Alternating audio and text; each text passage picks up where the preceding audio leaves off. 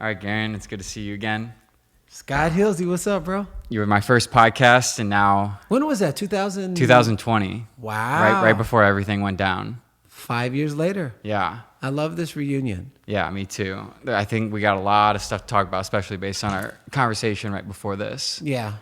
One thing I want to talk about, because I think there's very few people I can even bring this up to without them understanding. And I've recently learned there's a huge difference between being rich and being successful. Yeah. Like for me personally, when I think of the most successful person I know, I think of someone like Joe Rogan, because everything he does, he would do without the money, but he makes a lot of money doing it. Like he would do comedy, he would do his podcast, he'd do the UFC, all without getting paid $1. But he loves it so much, he does it at such a high level, he gets paid so much. I think waking up and doing what you actually want to do without even considering money and making money is so much different than a hedge fund manager who's making $100 million a year, but he would never manage those stocks for fun. You know, it's not something like when you can live a life. He might not even know how to do that. How to do what? Anything other than what he's doing or that person is doing. So to him, that might be the thing. And the stress he might think, or that person might think, this is what I need to do in order to be what I'm actually doing this for. They might not even know. Some people know. Some people, they're like, my dad did it. Yeah. Yeah. And that's an interesting topic too. Like people who are born into wealth like that, because then they operate from a whole different standpoint where Financial wealth. I want to get that clear. Financial wealth, yeah. Because I've seen it myself where everything they do, it's like a different sort of I need to make it sort of thing. They're doing it because they need to make it to prove to their dad. I've seen that a lot, to prove to their dad that they can do it too. But they know they always have that fallback. And what's even weirder than that, everyone around them knows that fallback. Like I know someone who's a very successful crypto guy, but every time there's an asterisk attached to all of his accomplishments because they're like, well, your dad is this. Yep. You know? So, yeah, I just wanted to start off with that topic because I think a lot of people think of success as how much money they have. But I always said if that's your metric, then the guy who won the $1.6 billion in the lottery is more successful than the guy who has an extremely successful, say music career, successful chess career like Magnus Carlsen or something like that. So I want to speak into this because these are, I was diagnosed as a slow child. So what would normally take someone 6 days to learn would take me 6 months to learn. And then they gave me ADD. I was diagnosed with ADHD. I had Ritalin, which at the time, it calmed me down, but I didn't even realize it slowed my creativity down. And when you're in your creativity, that's the only way that you operate from your multidimensional self, which we all are because we have dreams and intuition. And I lived a portion of my life thinking I was stupid because that's what I heard. Oh, Garrain's bad kid. And I learned from my art teacher, he's not bad. He's just bored. He needs a new challenge. And I never forgot that. She stuck up for me. Shout out to Miss Resnick when I was 5. And I turned, it's so interesting. Oh, you're so special. And they use the word special education. So these words, I don't take them lightly because it's so interesting how I had an issue speaking. And then I became a globally known speaker that's spoken in 75 countries to more than close to 3 million people. And what I had to overcome just to be able to speak in front of people was override any condition that they told me and diagnosed me with. Thank God my mom couldn't afford the Ritalin and the iron and things like that. And all of a sudden I became the bad kid again and my energy was going crazy, but my creativity came back. So I remember, and the reason why I remember most things that most kids don't, because I don't have the same processing speed as everyone else.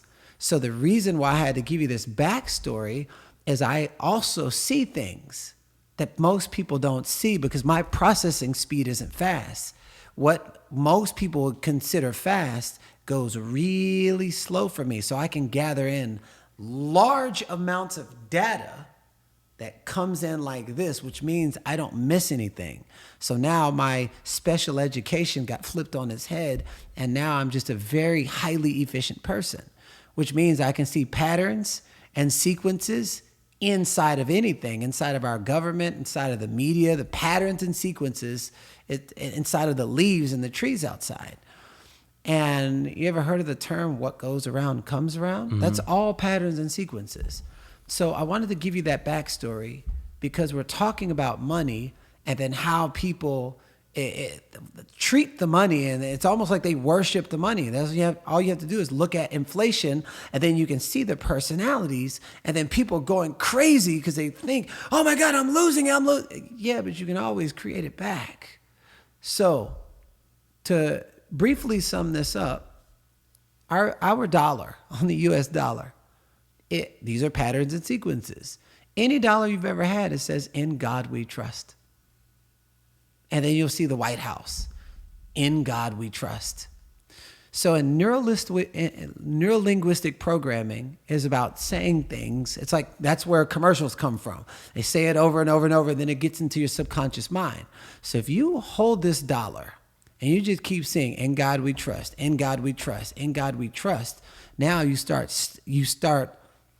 trusting where you see the word God as the actual God. So now you start trusting the government as God, and then you start trusting money as God. Wow. This is the point of origin of where all this starts, because every time you see money on the pennies, on the dollars, on whatever, it's like, yep, in God we trust.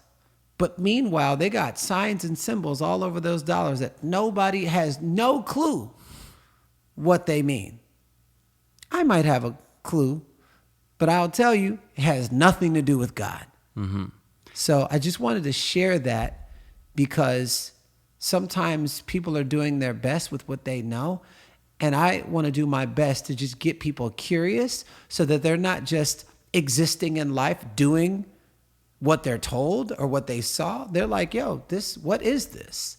And just to be curious about why you do the things that you do. That's really interesting, because I've seen it like happen so much where somebody, it's like as if money is their God.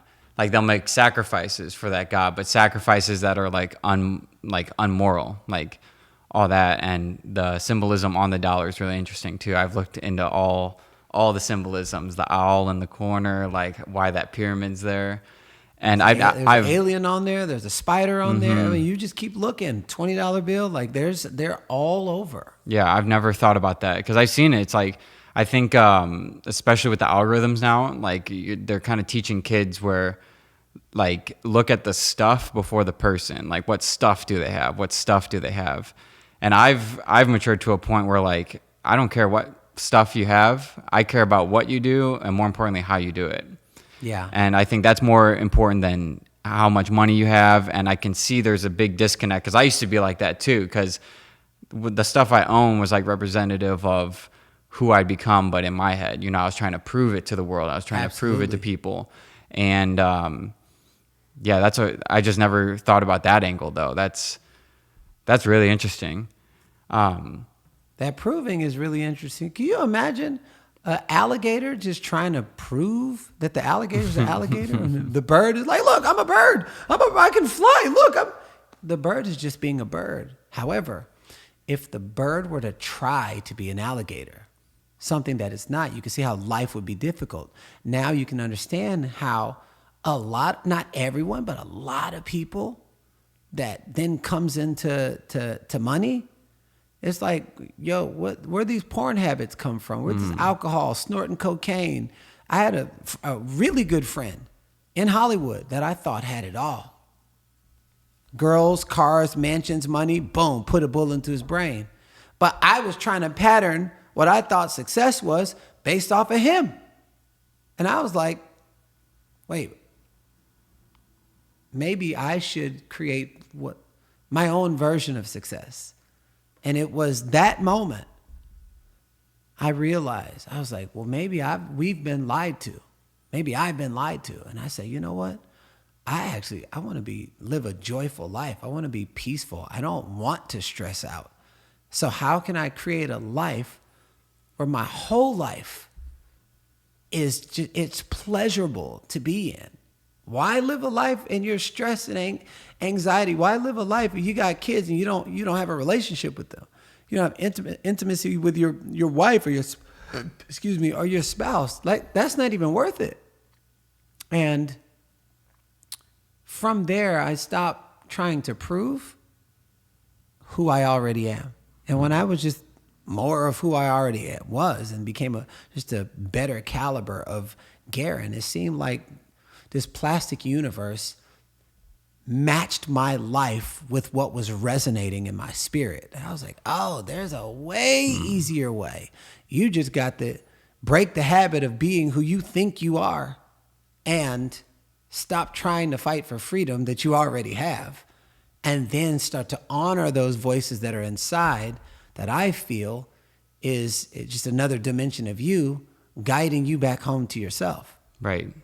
Yeah, I know, like, especially in the online money space, I see a lot of people talk down on like the 9 to 5, but I've thought about that a lot recently. I'm like, well, people may not have the time freedom you have, but it's kind of like they say the rat race, right, is 9 to 5.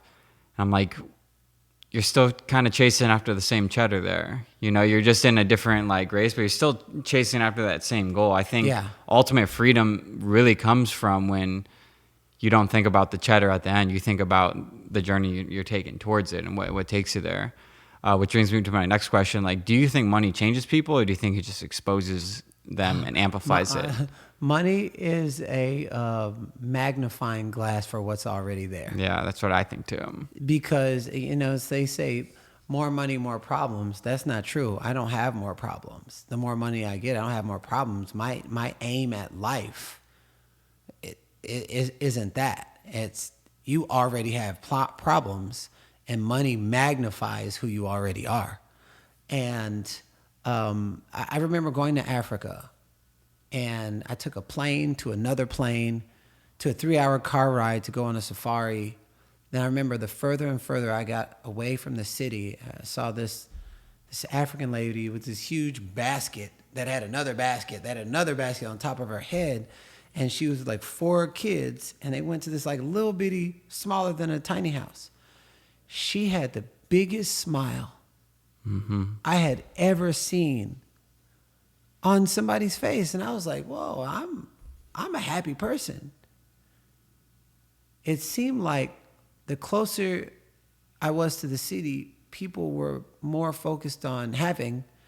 And the further and further I got away and more into nature, people were just being. And in their being was this state of joy that I was like, oh. And it left a really powerful imprint on me. And I was like, I want that. Whatever that was, so that no matter what the surroundings, like I'm happy. I'm like genuinely happy. And so I truly do feel that we just lack the education. And I want to bring this back up because you brought in elementary school. I mean, you brought in 9 to 5. Most people don't realize when elementary was originally created, the reason why is because the factory workers during that time were making so many errors. And so they decided public education, free education, to get them while they're young and groom all those errors so that by the time they got old, they wouldn't make those mistakes. It's like no different than Khabib Nurmagomedov, one of the greatest UFC fighters, fighting bears since he was 4 years old, and you see he's never lost a fight. So if you groom people young enough, you can install software that will last a lifetime. Well, they never changed the lighting. They never changed the food. They never changed the assembly lines. They never changed the bells.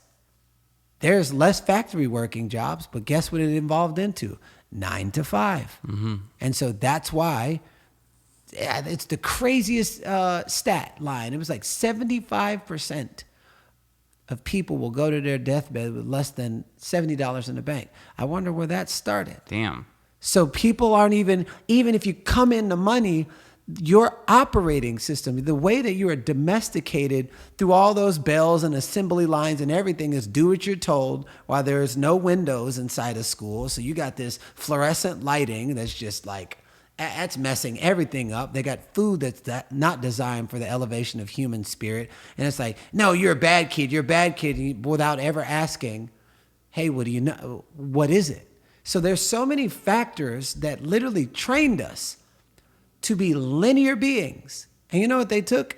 The only thing they've changed in public education, they took out art and music.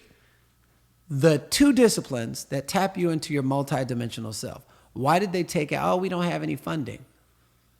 Oh, so you take out the thing that like really has people develop the part of themselves that they came into this world with.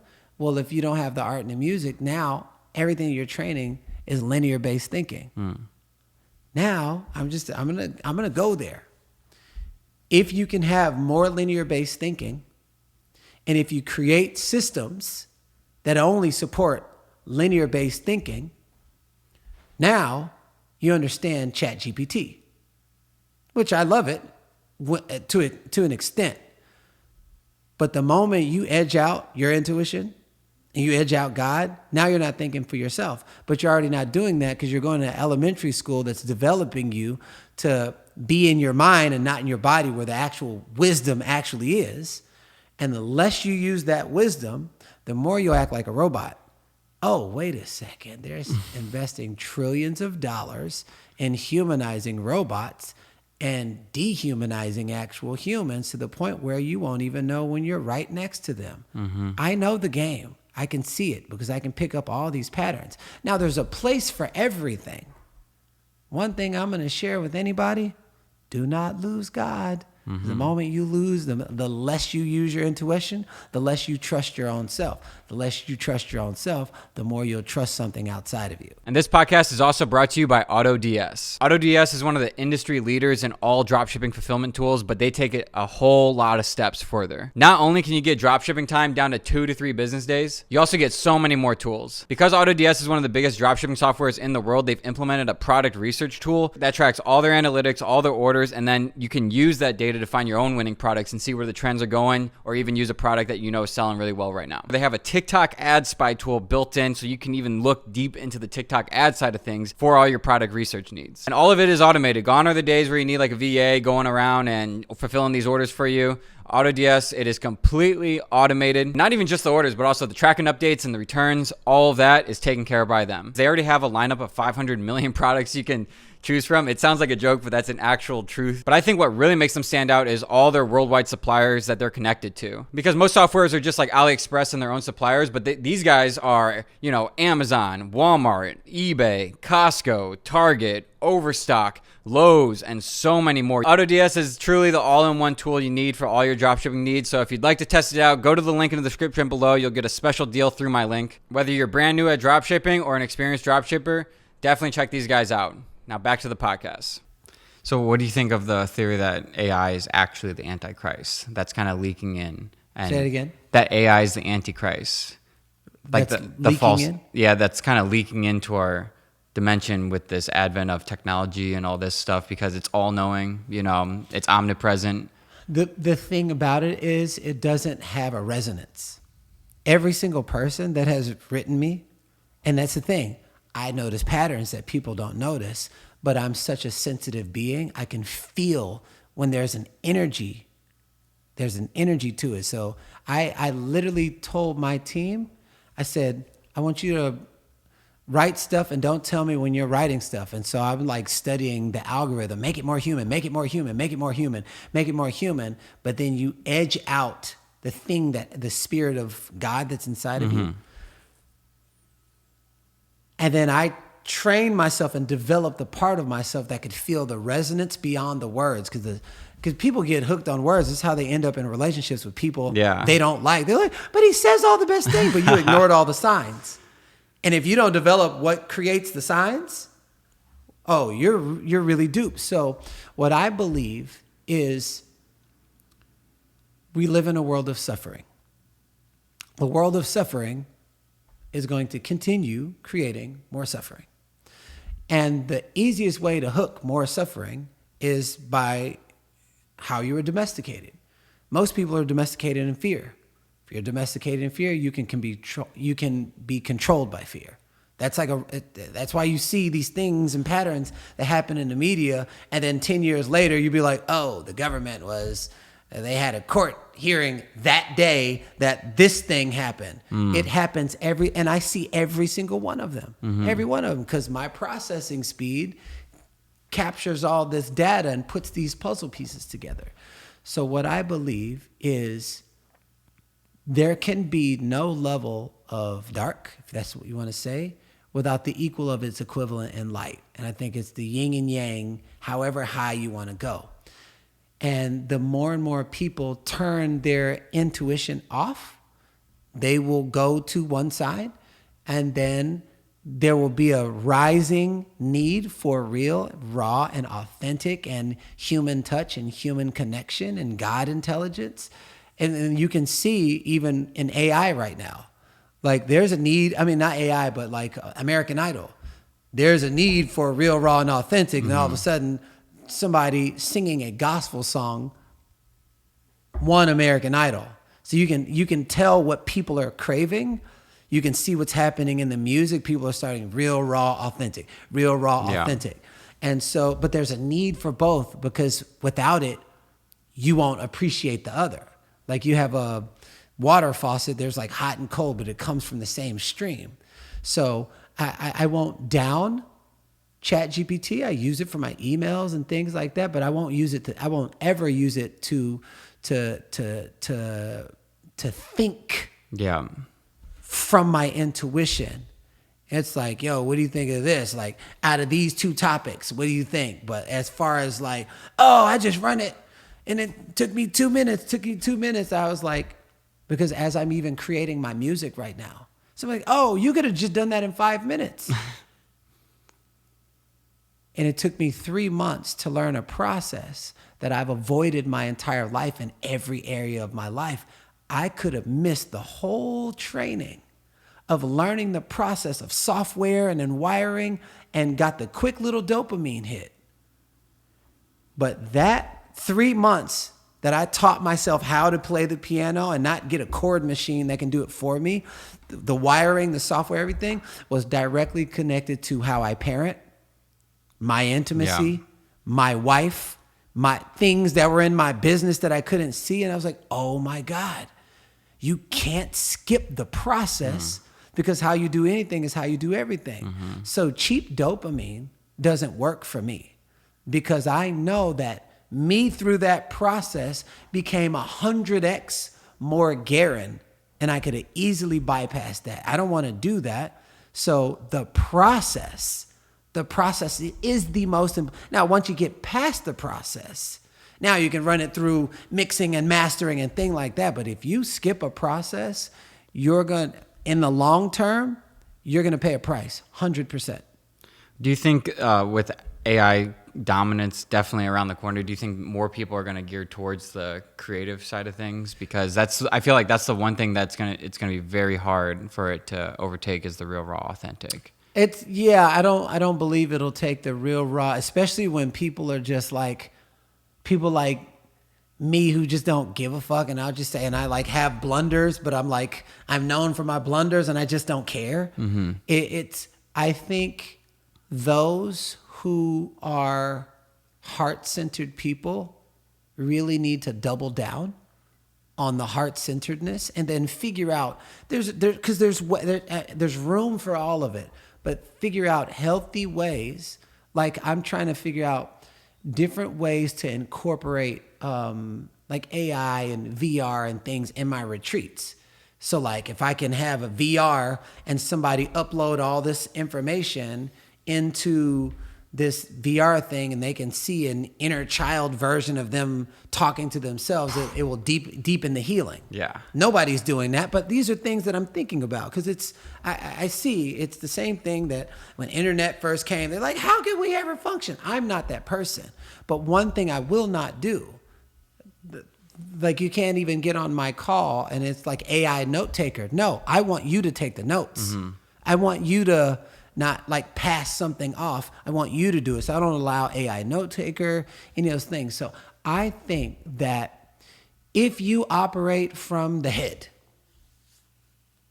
it's going to be easy for you to go and build business and all that other stuff. But it's going to be really difficult for you to connect on a soul level, which is what's needed for a long-term connection.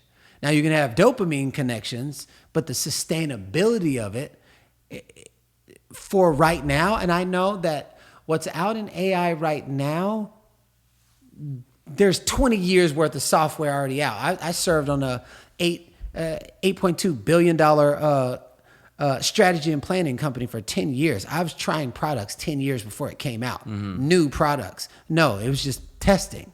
So I know how this world goes. And I think there's going to be a major split. It's already starting to happen. You can see it in the little kids. That you can already see in the emotions of the little kids. And I was in a high-level mastermind, and one of the founders of OpenAI was on there and he even said, I can see what's happening into our younger generation, and it's already too late. So the best thing anyone can do is start incorporating high touch inside of the digital era, because that's what's going to balance it out. But if he's like, I would not go all the way digital. He was like, because it's going to affect your children. And Right. so I can see it. And before I even heard him say that, I could see it. And so if you have a heart, you're living in a human body, and you can even see with the algorithms right now, there's like, it's get the span of someone's attention is getting shorter and shorter. Now people went from 7-minute songs to 5-minute songs. Now they're making 1 minute, 15-second songs. Yeah, a lot of them. Yeah. To fit the narrative of the dopamine, that's part of an agenda. That takes you away from nature. Nature isn't a dopamine hit. Nature's always patient. We're surrounded, but you got oxygen, you got like fruit and all the food, all these different things. It produces the origin of aspirin, and all this comes directly from nature.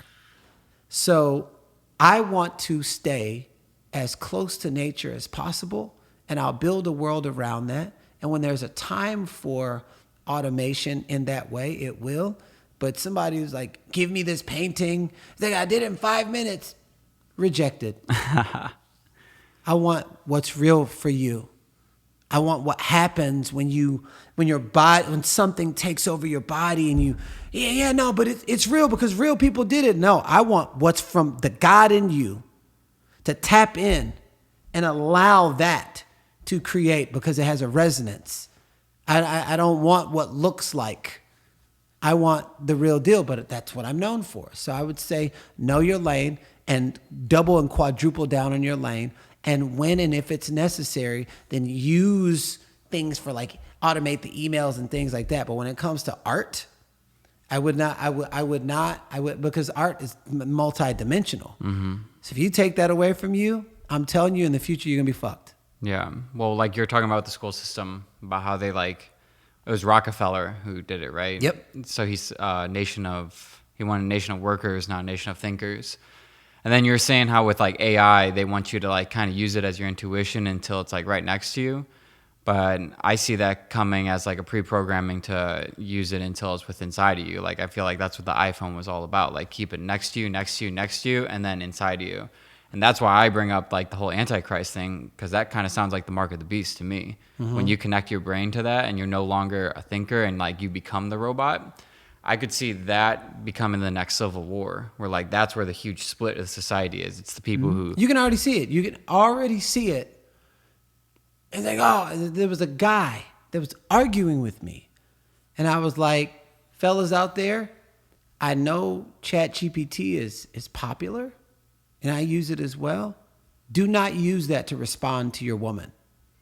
He was like, Oh, no. God. And he was arguing with me. He was like, no, it's like this. And my wife has been married and da, da, da, da. And I'm like, trust me. She knows how you feel. She knows every single emoji that you typically make for the time y'all been. She's paying attention to everything. But they're emotional beings. They're very sensitive beings. If you bypass that, I promise you. He was like, no, but it's working. But what happens when you're in person? What happens when you're in an argument? What happens when y'all are having sex? What happens when the algorithm of what you're talking about don't match the words that you're sending through this algorithm? And he didn't want to, and there was other people trying to take his side. Well, I did this and I built this business. I'm talking about your family, homie. He didn't listen. Divorce. Yeah, well, I feel like that's priming for the AI robot wife, and that's coming around. So it's 100%. You become the robot and you're with a robot. Yeah. They're not going to talk back. They're not going to look like, no, give me the challenge, because if I had the challenge, I'm going to grow. Yeah. I don't want that easy shit. My wife, not easy. However, if something were to ever happen to me, 100% she got it. 100% she got it. So give me someone who's masculine, can easily slip into her feminine, who knows how to make money, yet she loves being taken care of. When I go away for a week for my retreat, it maintains the form of family. And you take that away? And so there will be people. There's already people doing the fleshlights, and they're already doing it. So you put a fleshlight in a robot, and they're already doing it. Yeah. Did you see the robot walking around Austin the other day? No. Yeah. Elon sent one out, and he was walking around Congress with a cowboy hat on. So it's around the corner, and once that bleeds into relationships, because like you said, it's already bleeding into relationship, but just on like a very base level. But once it becomes the relationship, yeah, because muted men and muted people want somebody to do what they're told. So they're like, I can't find a relationship. That will happen. It's going to happen. 100%. I see it. It's just not going to happen in my family. Right. 100%. I'm very clear. And then people, they'll be like, oh, you're so old fashioned. Well, I'm going to be that. Yeah. I'm going to be that.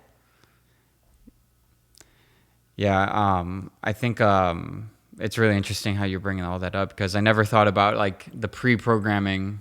Like, for example, when they changed the educational system. Well, first, I don't even know what the educational system was before that, but it was basically with the objective for the factory workers. So what do you think the objective is here of turning people into robots, essentially? Who, like, why? No, you can't look at right now. You got to span out. You got to understand, I was on product committee. We already had all these products. And it was like, okay, which one's going to come out first? Which one's going to come out second? Okay, we put this and this. These are the marketing for this and everything. So they had a long-term rollout. So you can never look at something that's new now. You got to look at an entire 100 years, 200 years, 300 years plan. So that's what I mean. What do you think the end goal of that plan is? Well, if you don't think for yourself, and you just allow something else to control you, or someone else to control you, and you don't think for yourself, you're ultimately a human version of a robot. You will never know when you're sitting right next to one, because you're so not in tune with yourself.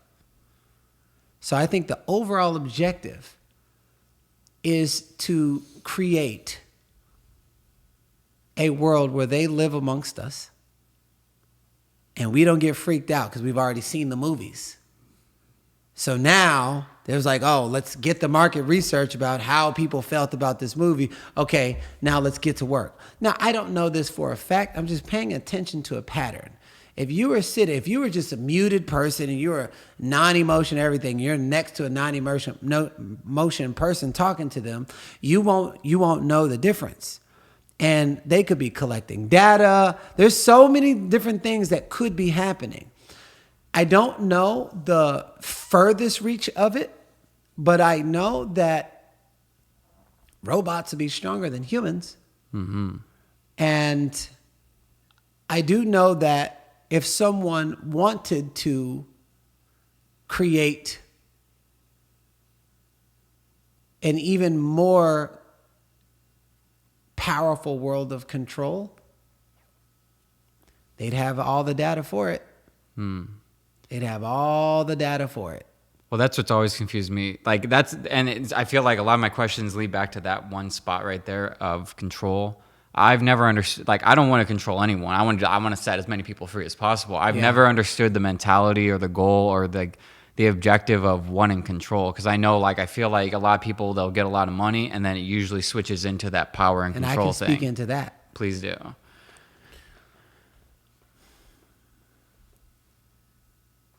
What if the world, the earth as you know it, isn't what they tell you? What if it's not flat? What if it's not round? What if it's multidimensional? You know, they say we're created in God's image.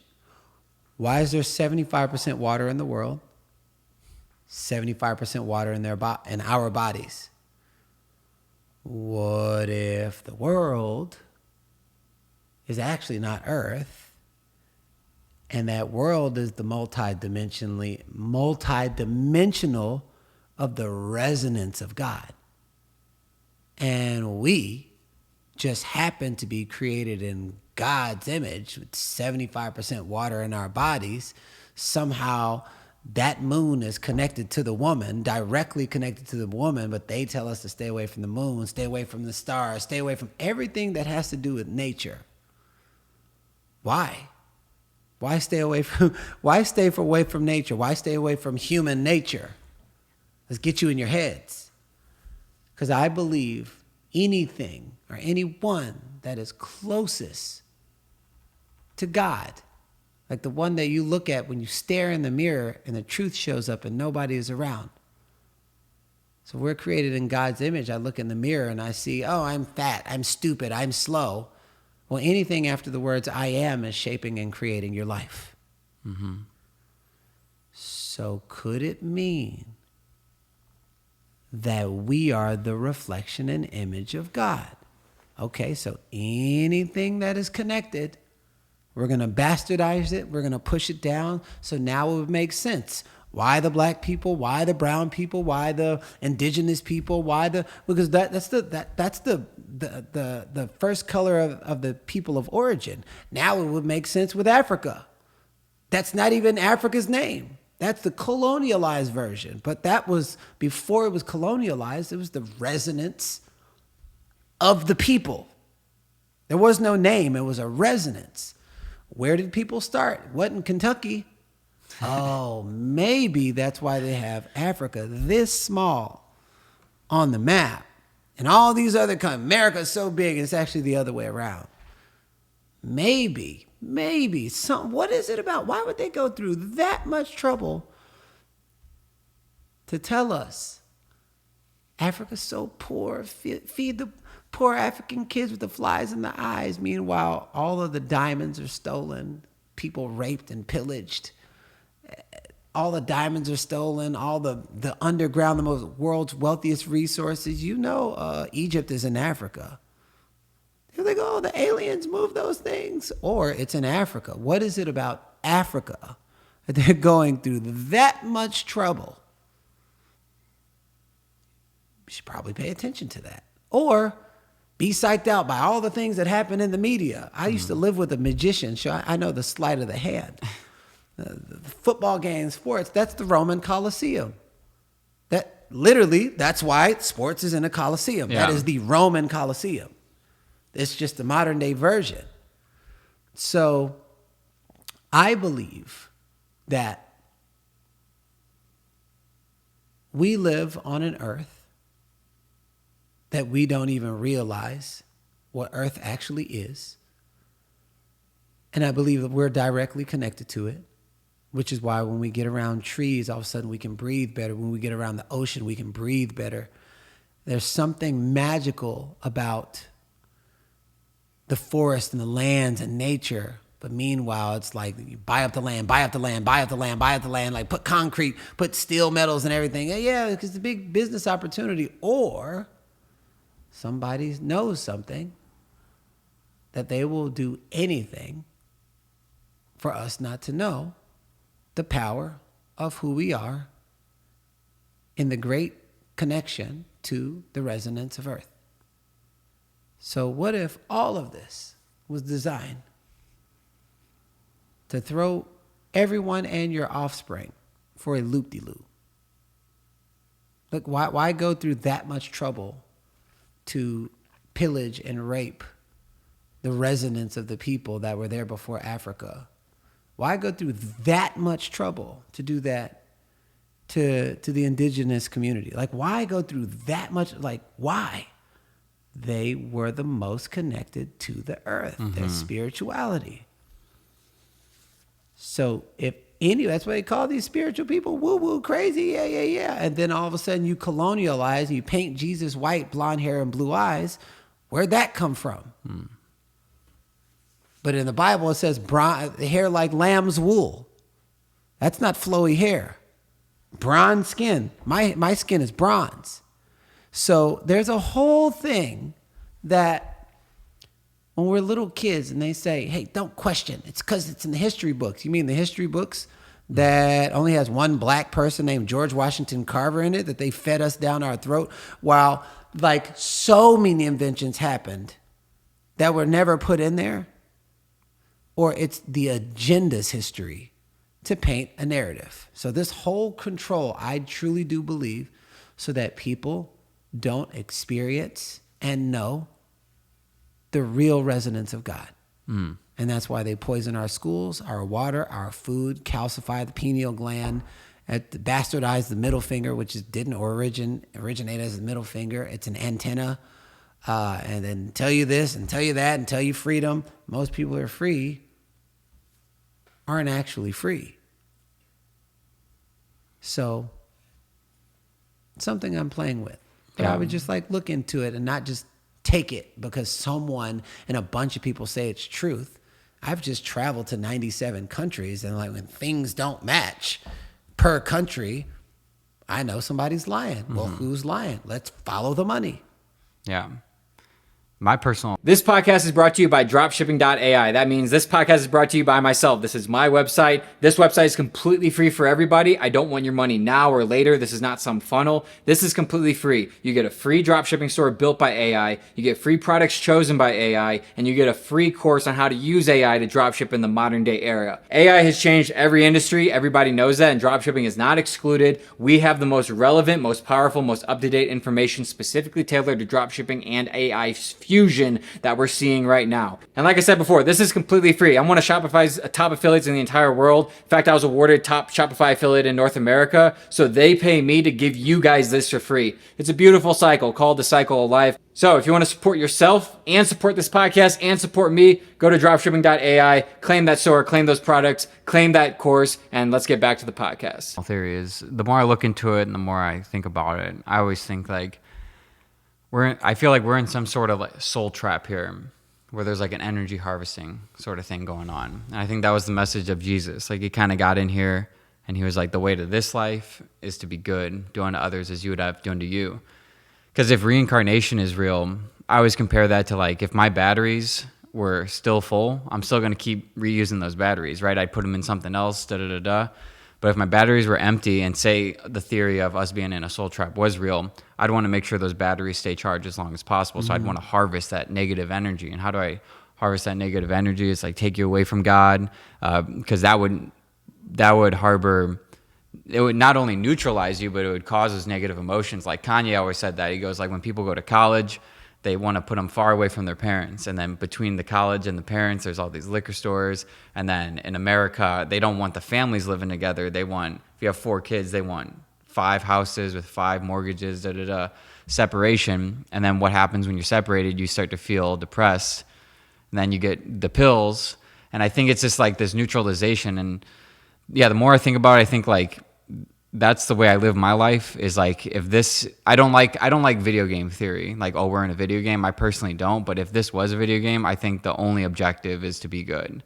And I think that's what this whole soul test is. And if you're negative, I think you probably reincarnate until you get out of this constant loop. What I tell people all the time is, you ever played the game The Sims? Yeah. I don't think that was a video game. I think that was market testing. And if you can play that game, The Sims, and see how to keep that plus sign over your head. Do that in this video game. Mm-hmm. I mean, it's all being watched anyways. It's like I went on my phone the other day because we're being listened to, and I just was like, hey, I want to know more about the land before Africa, the resonance of the people. Start sending me the algorithm of this. Start there's these items of clothes I want. I just picked up my phone. All of a sudden, ad. Very next day, boom, boom, boom, boom, boom. So I say, because I can see how somebody would be afraid, because you don't know what's around the corner. I would say the boogeyman is you. There's no monster in the closet. And I say there's a resonance of truth when you are authentically yourself. Something about that energy, you'll always be protected. Mm-hmm. There's something about that energy of this is who I really am.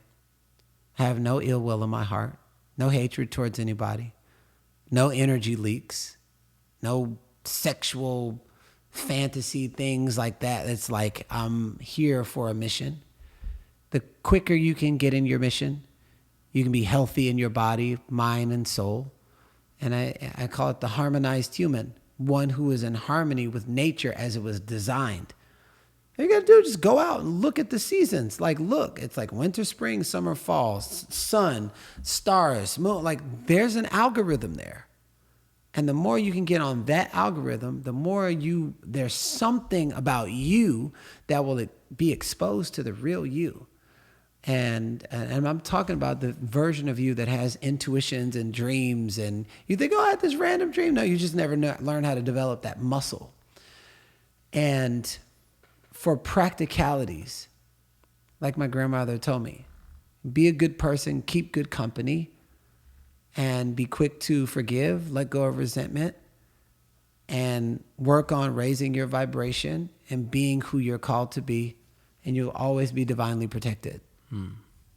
I never thought about that, nature's algorithm, because I see a big pattern that's happening today is the algorithm is kind of is like another version of a God that people are serving. And what happens is I'm seeing a lot of algorithmic personalities emerge where like I'll meet somebody and it's a very similar person to this. I see it more in like the younger generation, and I never thought it'd come to the day. Because social media is controlling the algorithm. Right. TikTok has a different algorithm than Instagram has a different algorithm, than Twitter has a different algorithm, than LinkedIn has a different algorithm.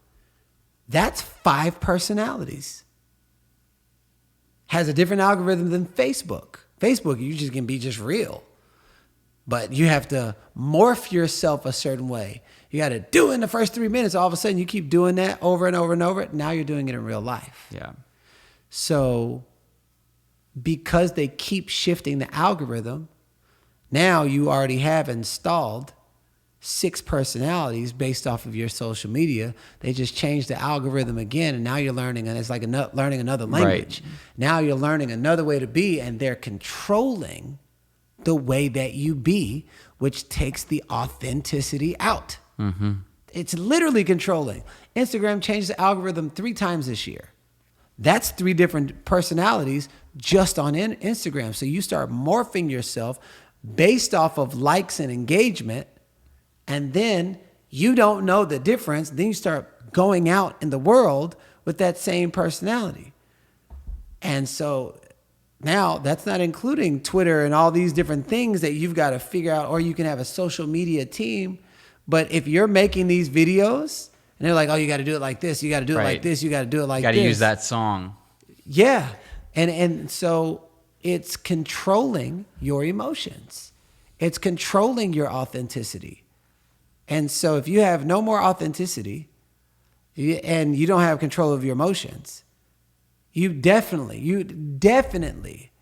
won't have emotional intelligence when it comes to critical thinking, because now you're already trapped into all these other algorithms. Right. And so this is what you're noticing in the younger generation, because they came up in this generation where it's different all kind of different algorithms. I was born in 1979. It's just like, you know what I'm saying? And then all of a sudden enter in all these different things where you got to be a certain way.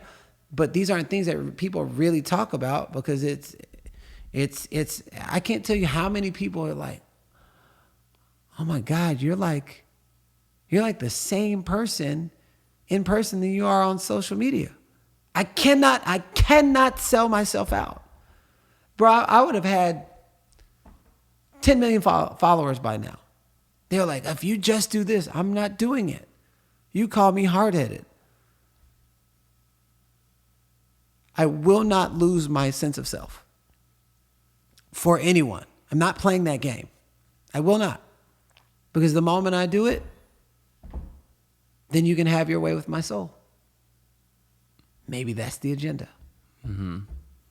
I can sense it. I can really sense it too. Like when I would say, like, I was going to ask you before the podcast, I was going to say, what's your threshold for compliments today?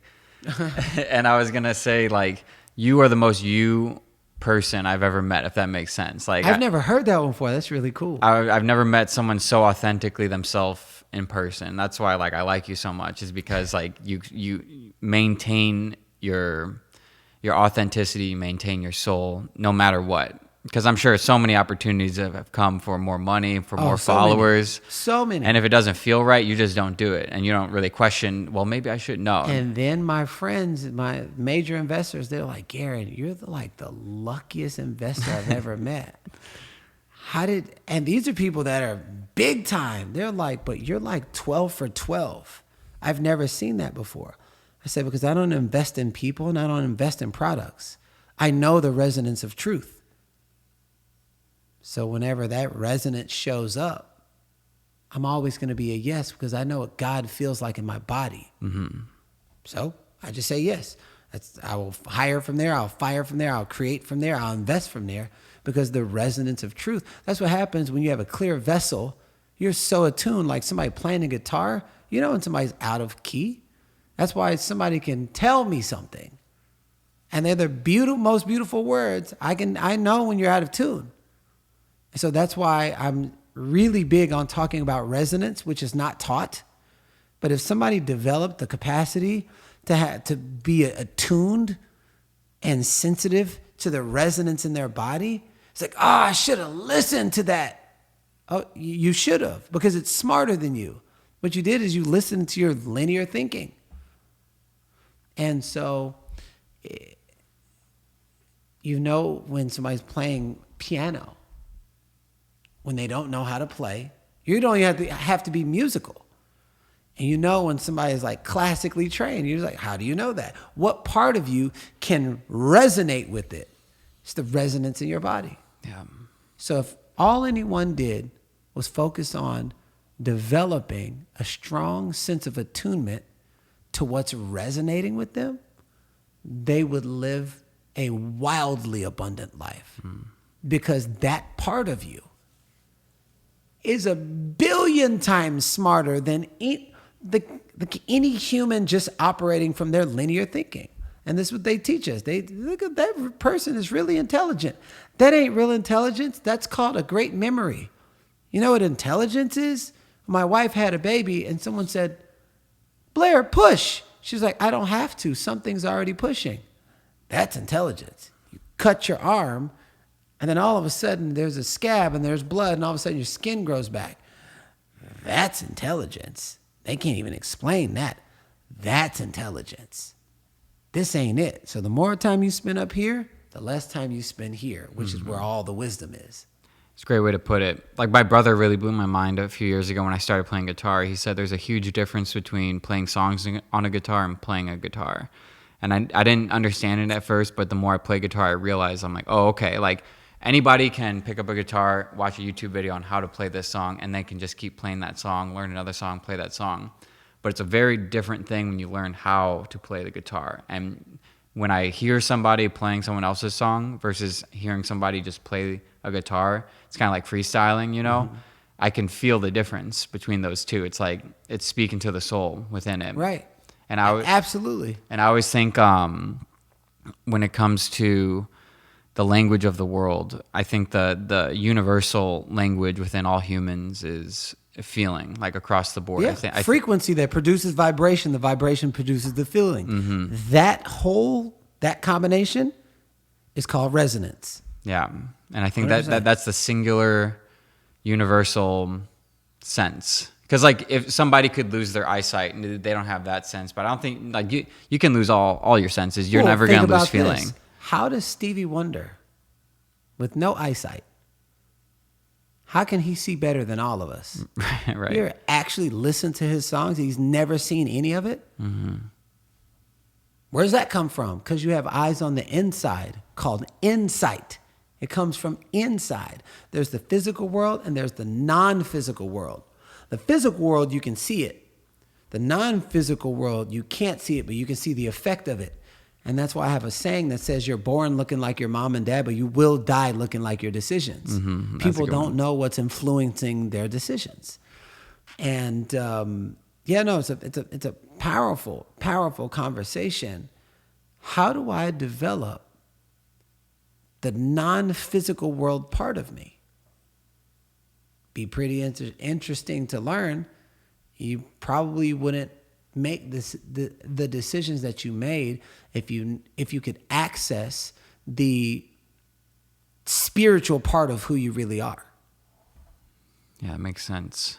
Paying attention. Like I've always found it interesting, no matter what country you go to, like when people hear a song, like you ever see those huge crowds at like a concert and they're all jumping up and down in unison? Like that's kind of like the heartbeat of the soul right there. Well, listen to, now we know why they turned down the universal hertz in the world. It's now 440 hertz. That's not accompanied by higher resonant frequencies. It's a disruptive frequency in the spirit. Now we understand why they buried all the town's bells, because the town's bells carried a frequency throughout the town. No more bells. Those who control the music control the people. And the music right now isn't designed right now, because there's people in positions of power that you'll never know, isn't designed for the elevation of the human spirit. You can see it. You can literally see it. You can look at your favorite artist 5 years later. What happened to him? I picked up on these patterns a long time ago. What happened to Michael Jackson? What happened to Whitney Houston? What happened to Bobby Brown? What happened to you can just look. And I remember Nikola Tesla said, if you want to know the secrets of the universe, think in terms of energy, frequency, and vibration. You know what has energy, frequency, and vibration? Me and you and every human that you know. Oh, if you want to know the secret of the universe, you are the secret of the universe. And now we understand. That's why they poison our schools and get them while they're young. That's why the media, that's why the government, that's why the food, that's why the water, that's why the farming. What is it about you that they would go through that much trouble to make you feel like you're actually free? And you're not. Right. What is it about you? What is it? That's what's one question I would ask everyone to ask. What is it about me? And the greatest inventor of all times, regardless of what they say, they stole his ideas and gave it credit to somebody else who, oh, he made it better. But I'm not going to even talk about the somebody else. Nikola Tesla. If you want to know the secret of the universe, think in terms of energy, frequency, and vibration. That's inside of all of us. That's also inside of the music. Humans are like human notes on a piano. So if you know what notes to play, kind of like if you're watching a movie, you know a scary scene. What part of you resonates with that? It's the resonance in your body. that can be controlled. Why? Because resonance has nothing to do with the mind. It bypasses the brain. I could play 10 songs right now. You and I will dance completely different. Mexican, just like a Mexican heritage song. And then you play this ballet song. And I was like, what does your body naturally want to do? It literally bypasses the brain. Well, those who control the music control the people.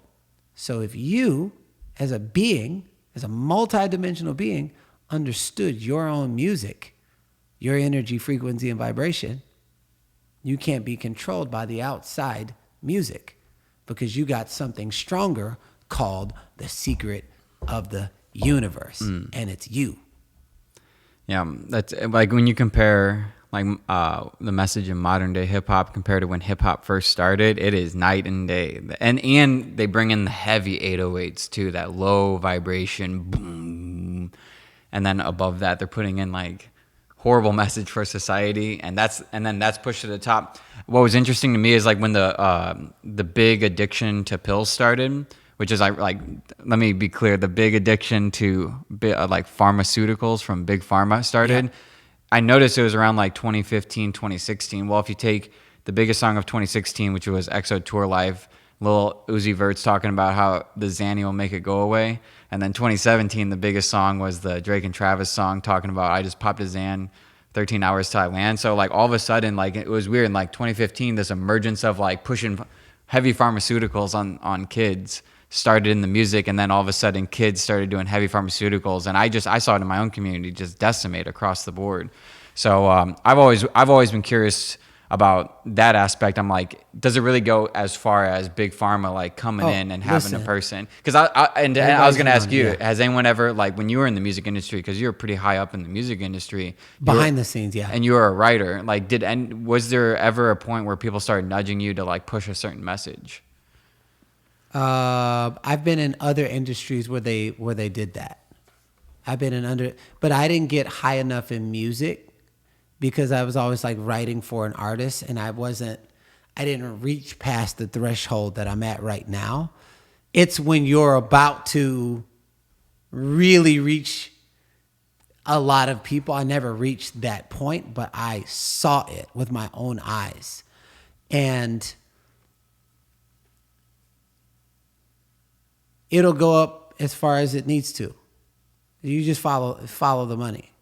And it don't stop at the music industry. They got a boss, and they got a boss, and they got a boss.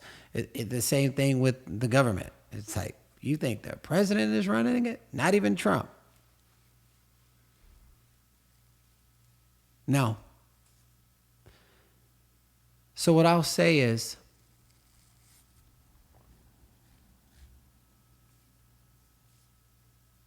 music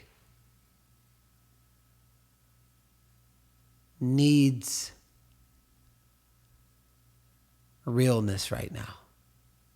Like there was a phase for like the country phase and the black artists doing country. That's about to go out. I believe the next phase in music right now is people singing about family, and it's going to be an independent artist because the labels aren't going to push that.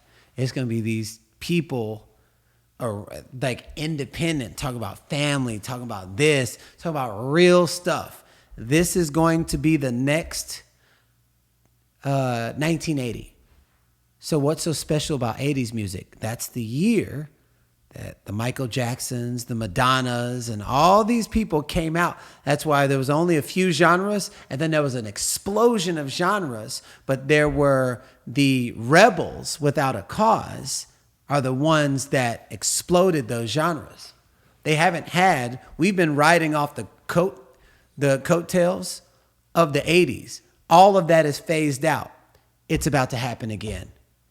That same thing, it was 1980 all the way to 2025, but 2025 is riding off of 1980s coattails. Mm-hmm. There's about to be another explosion in music. It's not, I don't think it's going to come from the major labels, but the people who govern the major labels are going to find a way to buy up independent things and just not name it. just like a Right. You know what I'm saying? And not name it and still own it. Right. Like I said, I used to live with a magician, so I could see it from a mile away. For my music, I don't care to have a label. It's not about billions of streams for me. It's about taking what is in my soul, what God has put in my heart during this time where the world actually needs a tune-up when it comes to a frequency standpoint, to restore the heart back into humanity, and then share stories like crazy stuff that I've been through from a point of relatability, but I just happen to be a drummer, so I know how to move the people. And energy and frequency and vibration. That's my language, even more than the given human language. Take the music and elevate the people through point of relatabilities, meet people at their place of suffering where they typically don't have elevated music or drums that can move them. And I know every vowel sound that somebody needs to say out of their mouth in order to move the energy. And so it was just me getting past my own.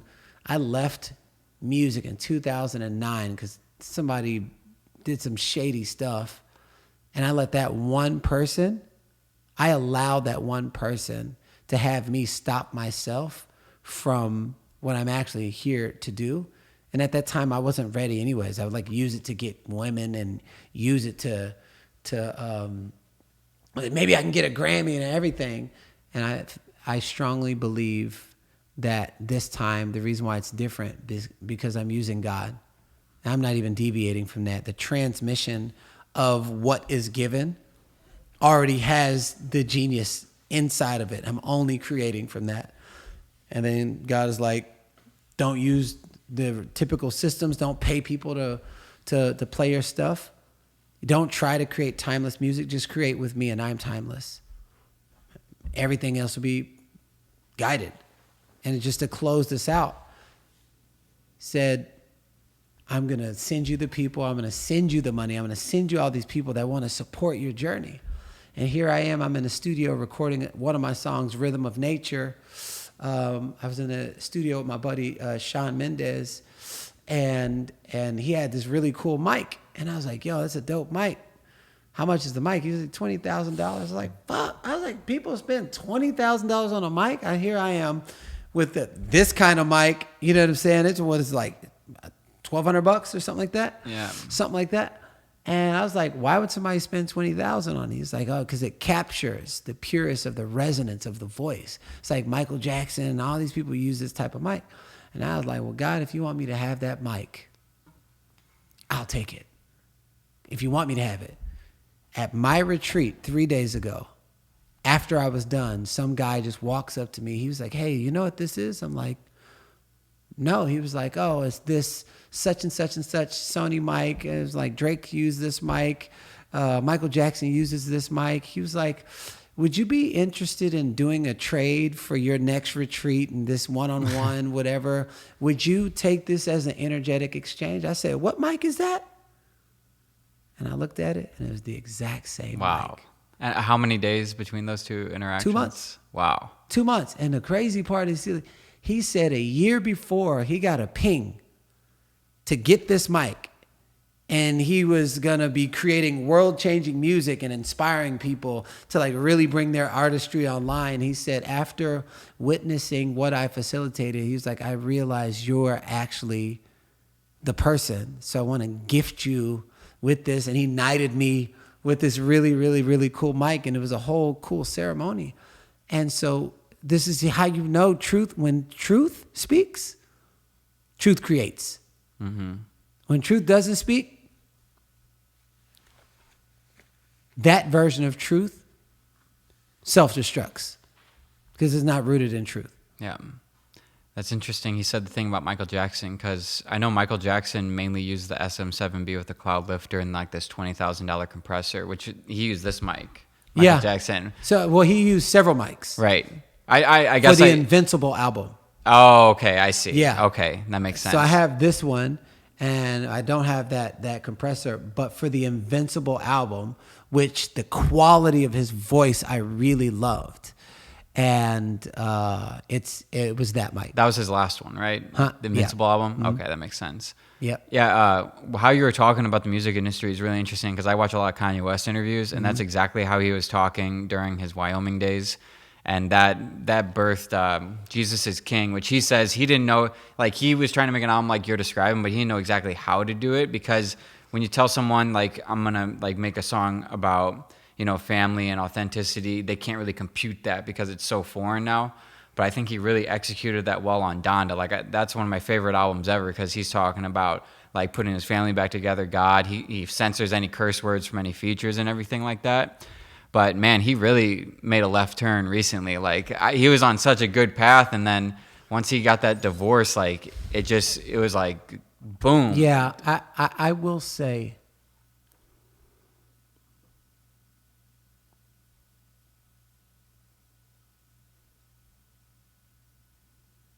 and I coach these people for a living, not Kanye, but I coach really high net worth, high visible people. So I see what they deal with.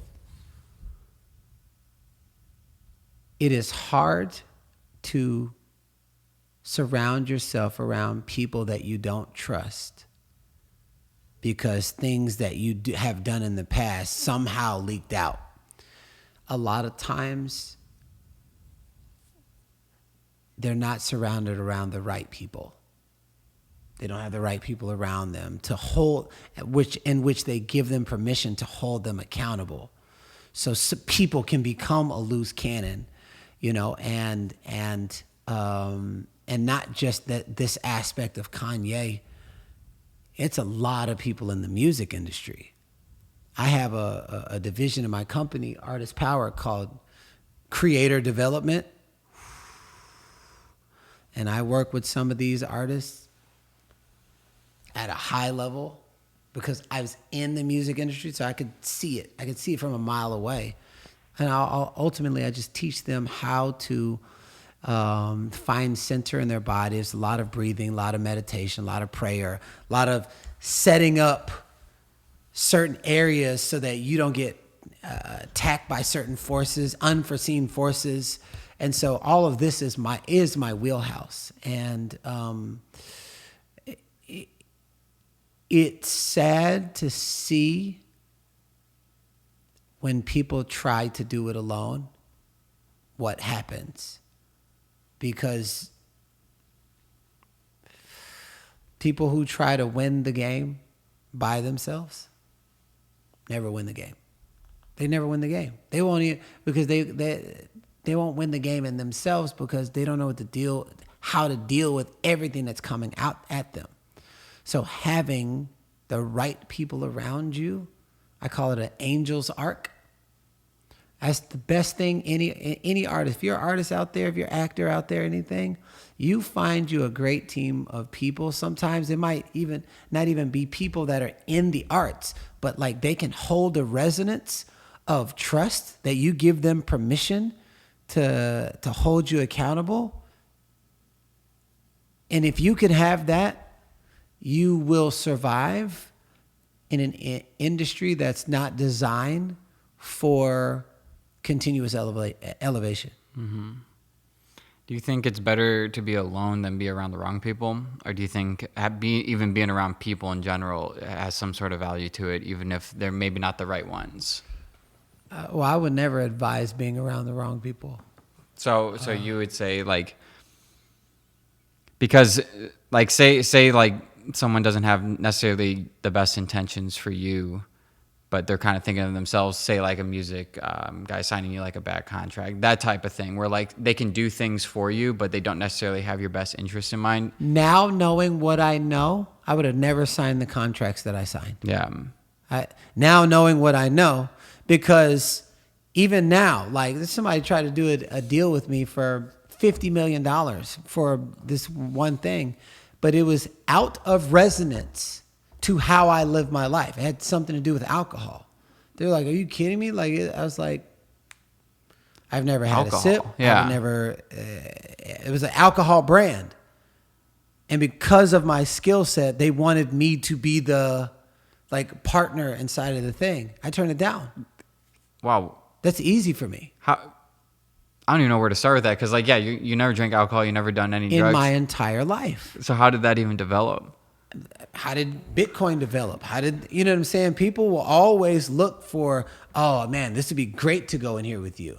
But the way I position myself in the world is a trustworthy person. Mm-hmm.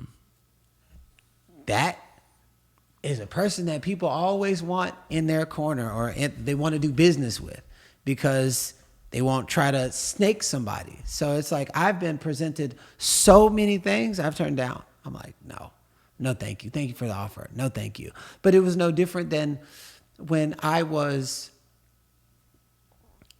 with a commercial agency. This is when I was living in my car. I was with a commercial agency, and when you sign up, they said, what jobs do you don't want to do and what jobs do you want to do? And I was like, I'm an athlete, martial artist, do sports and all this other stuff. I was like, no alcohol, no cigarettes, anything. Okay, cool. They sent me a job. And mind you, I was living in my car at this time. They sent me, because I lived in my car twice. They sent me a job where I had a direct booking for Budweiser. $150,000 job. It was like, congratulations, you booked Budweiser. It was a direct booking. Well, I had a choice point. I had a choice. And I said, I can't do it. Are you kidding me? You know what we had to do to get this? I was like, I said, I've never had a sip of alcohol. I don't support it. They kicked me off from the thing. So I have very strong, when I say I don't want something, I really, really, really mean it. And then they fired me from that agency. The next agency I got picked up with was Wilhelmina. And then they asked me the same questions. All of a sudden, I booked all these jobs. So I do believe that God gave me 10x the results because in my weakest time, I still chose to be in integrity. That was in 2001. Now we're 2025. So I know the capacity that I hold. So every challenge is going to match the capacity that you hold. And how you get to the next level is you're going to get challenged. Yeah. Either you're going to fail to the thing that you typically fail to, or you're going to rise above, which is you can go anywhere in the world. You can go in a desert, drop down a bottle. It will instantly cause a shadow. That's resistance. So you want to see how much capacity that you're operating in now, whatever resistance that just keeps on coming, that's because that's the resistance of the higher vibrational side of you. So if you choose that version, just like in a video game, you beat that dragon at the end of the round or whatever, you go to the next level. So I figured out this multi-dimensional way to beat the levels by seeing all these things that show up and knowing directly that it's connected to my growth and then choosing to do whatever I got to do to go to the next level. Well, that just recently happened. Well, all of these money-making opportunities just started to flow in effortlessly that match my values. I mean, bam, bam, bam, bam. It was like the spiritual lottery because I understand that algorithm. That's how I got to where I got to, and I'm genuinely happy. Right now, Snapchat is allowing me to offer you a special deal where if you spend $350 in ads, you're going to get $375 in ad credits. Snapchat's often one of the most overlooked advertising platforms there is, but it's also one of the largest. So if you have ads running on other platforms that are already working, take advantage of this deal just to see what would happen if you took it over to Snapchat, because Snapchat is a whole different audience, and the average Snapchat user opens it 40 times a day. I know a lot of you watching right now open it maybe 60 times a day. So you might as well go ahead and try this out, because you would be surprised how well this works and how many businesses this has really, really scaled up for. Yeah, no, I've seen that myself. Like, there's been so many opportunities for me to launch an NFT or a meme coin or like do all these like sort of like very shady gray area things, and it just didn't match. And I feel like that I've said that same thing for so long, like God rewards those who are tested and pass the test. Now you can get really rich on your own for sure. It's a lot harder, but what, like you said, what happened to, you know, very successful people, you know, like they turn to drugs, they turn to alcohol, or even worse. And I think you have a really good the fact that you've avoided cheap dopamine for a large majority of your life, I think has definitely like programmed you with that algorithm to avoid those type of things, because I think when it's kind of like someone who doesn't drink and then they take a sip of alcohol, they're like, oh, what is that? But then like the alcoholic just can't wait to get that sip. It's because it's such a quick and easy thing, but like there's no fulfillment in that. Like you can get dopamine, you can just, I mean, in the future, if we are programmed to the AI, hit the dopamine button, which could be the program for that. Bing, bing, bing, bing, but bing, you bing, can't bing, press bing. the fulfillment button. Right. You can't press the peace button. You can get the chemicals, but there's a big difference between that fakeness and that realness, like you've been talking about. And it's just the real recognized real. Like if you're not real with yourself, like I've always wondered, like how do so many people get tricked by this con man who's like I'll see somebody and I'm like, this guy's like, how can people not see through this? And then and what I want to share is I was dating this girl one time, and my boy Chris, and she had broke up with me. My boy Chris goes, why are you crying? I was like, she broke me. She was like, hurt. I'm so hurt. He was like, why are you hurt? You never even showed her the real you the entire relationship. So she was dating a fake person. Yeah. That's why. I have the life, I have who I really am. I have who I want to be. You have who you really are. You have who you want to be. And I have who I think I am. And you have who you think you are. So you're trying to manage 6 people between 2. That's why most relationships don't work. That makes sense. Nobody's being real. The first year, was it like 60%, 70% of marriages don't work in the first year. Second year, like 90%, something crazy like that. I have counseled so many people that at the altar, they're like, I'm not supposed to marry him. It's like, but we spent all this money and all our family is here. So they went against their own judgment, there's something inside that's actually true. So you went against your own vibrational truth. There's head truth, full of lies. Vibrational truth, no lie can penetrate. You've done that so many times that this unique design of a vessel called your body doesn't know how to trust. That's how we get hooked in those things, because we don't listen to the one voice we should listen to the most. Yeah. So we spend our time in God we trust. Trust in the dollar. In God we trust. Trust in the government. In God. Yep, because it's everywhere. Yeah, it's like the root canal story you told me. Yeah. Like, If you listen to a song over and over and over and over and over and over and over for just 1 hour,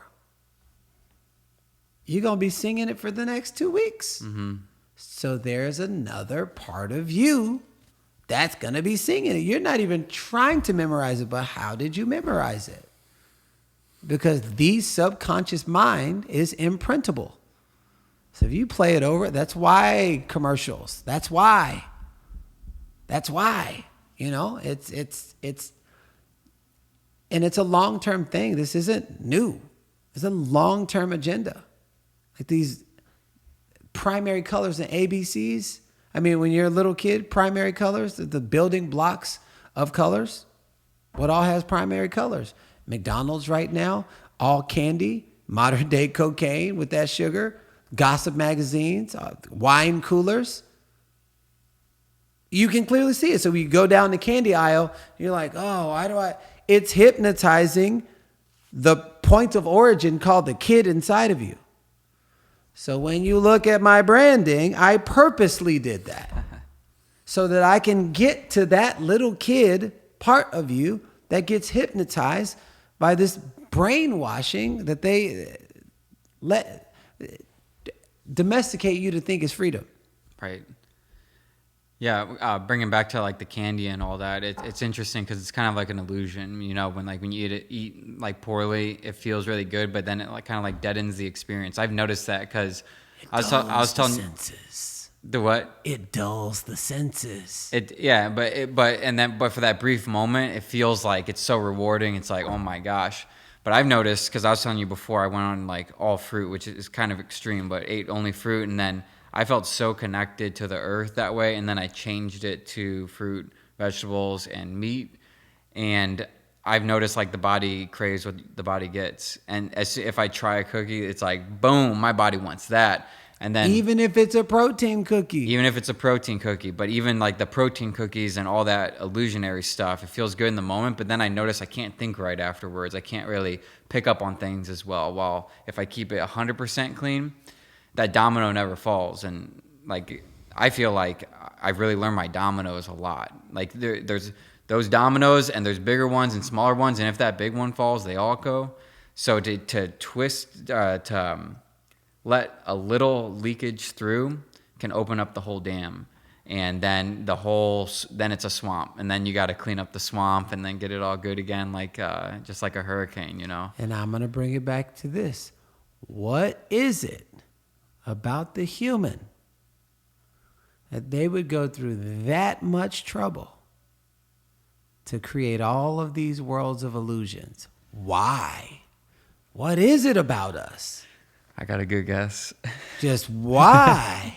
We're created in God's image. Mm-hmm. Why would they go through that much trouble to poison everything that connects you to yourself? Yeah. Because the most dangerous person in the world is someone who knows who they really are. What percentage of the world do you think actually knows who they are?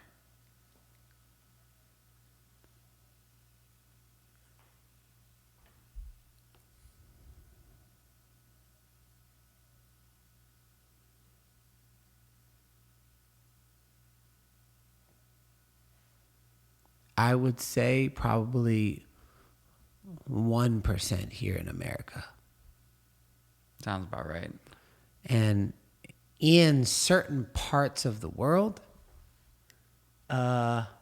these tribes that don't have Instagram or that don't have whatever, and then you look at these African tribes and all of a sudden they got perfect harmony and perfect pitch. Ain't no choirs. Where does that come from? Where's all this height and jumping come from? How are they able to do all these things? Even like little babies, like where'd the training come from? Or a bird is a bird is a bird is a bird is a bird, and it doesn't even know what it is. Yeah. Because it's too busy being. So to know is to actually separate, because you can only know from your human mind. But when you unknow and you surrender into the infinite knowing, there's a surrendering. So in the surrendering is the frequency of humility. When you unknow and you're just being, those are the people who know.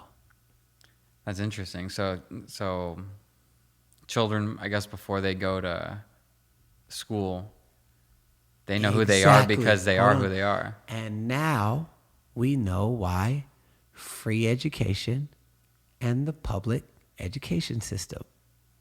Ding, assembly line. Ding, bad kid. Ding, assembly line. Ding, E.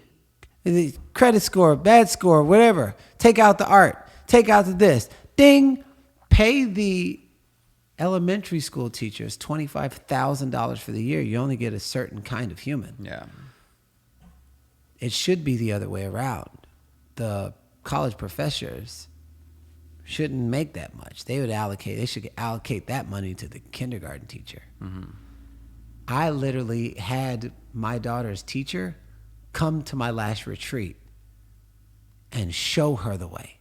She was like, oh my God, I got to do, and it's in an independent bilingual school, Spanish and French only, but she saw even in some of her training while doing her best, how she was still domesticating our next generation. So I went up to the school. I said, this is what we're teaching presence to our daughter. She's 3, but she's got it. Can I have your full presence, please? 3. She came to the retreat and she sent me a text message. Oh, my phone's up there. And she said, thank you so much for changing my life. Today, instead of candy, I'm teaching them how to make healthy smoothies, organic smoothies, and then we're praying. I mean, we're asking for permission from the land, and we're breathing deeply. She's like, "Thank you, I'm changed forever." That's my responsibility, is to go and take multidimensional education, which is not taught. But that's who we are. We're not linear beings. We're multidimensional beings, but there's no school for that on purpose. Because if you know who you are, you cannot be controlled. Right. Yeah, I have a lot of, like my really wealthy friends, what they'll do is they'll send their kid, you might know the name of it, but basically they put like 10 kids in a room and they teach them like the basics, right? Like how to count ABCs, but then they lay stuff around the room that could be like, philosophy, though maybe not that level for that young, but like, arts, da-da-da. And then they start to curve the curriculum based on where the kid naturally gravitates towards. Yeah. Mm-hmm. Is that kind of how like that school is? It's similar, yeah. Mm-hmm. And you said it's bilingual? Yeah, so they don't speak English. So my daughter can speak 3 different languages, and she's 3. Jesus. So she can have a full-blown 15-minute conversation in Spanish. And we just wanted to make sure that she has an expanded mind. And so I'm teaching her resonance. I'm teaching her presence. And I only do one thing at a time, and we practice it at home. So we're not just leaving it to somebody to teach our children. We're also doing it at home. Yeah. And we're asking, what is it that you're teaching them so that we can also do it at home? Now we're working together. That's mind-blowing. I never heard, yeah, because it's kind of like you are like when she's home, she's like in her homework. Yeah. Like it's a never-ending thing, which it should be. Like when I was a kid, I couldn't wait to just fill out those papers. Couldn't imagine being a kid now, just take a picture of it, send it to ChatGPT, fill it out, and then go do something else. I've been seeing these betas getting released because they're taking apart the Department of Education, and I have a theory that they're going to replace it with all AI. And I've seen what they're doing, and it's wild. Like basically, like they're teaching math with a video. Everything's a video game, which is pretty funny. Like everything that they learn is like a video game. Like put these words together, spell this, and all that. And I don't know what effect that is going to have. Well, I'll tell you. They won't be measuring grades. They'll be measuring time capacity. How do you mean? It's like, okay, they did this in this video game. You did it in 10 seconds. So now they're measuring, okay, it takes 10 seconds to learn this. It takes 10 seconds. And all of that is data. All of it. So it's like, oh, this person did it in 5 seconds. How did he do this in 5 seconds? So it's like, oh, so we can actually... Because everything, you got to look at everything as data. Mm-hmm. Everything is data. That's why I knew my book was going to be a bestseller. I went out into the street and I was like, if you could ask the world 3 questions based off of changing your life, what would they be? Boom. Whichever one had the most questions was ultimately the world's questions. So, book. Number one, 7 different categories because I was answering the world's questions. So it's measurable data. So if you can do something in 10 seconds, 5 seconds, what is it about this person? What's their behavior? What are they in? So all of it is being measured. Just like you think that this is an AI software that's giving you 20 different versions of your photo, and it's all these different it's like a dream or an ancient version of you or all these. It's you in many different ways. Mm-hmm. So if you show up in many different ways, you won't know the difference, but data has to be collected. Right. All of it. That's to make it easy. I was like, oh my goodness, I can do it in 2 seconds. No, but what's happening is it's all data. Just like all the Google, the searches, everything became data for ChatGPT. It's all data. You just can't see it in the moment because, oh, I did it in 10 seconds. Sleight of the hand. Because that's the dopamine right there.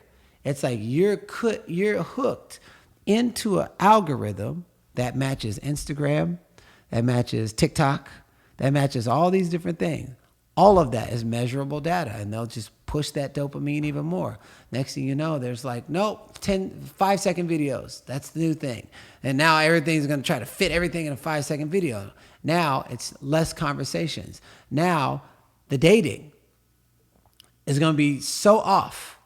Now it's less families. Yeah. Now it's less connection. Now we don't even have to have public education for the kids to be hooked because the parents are hooked and their parents are hooked.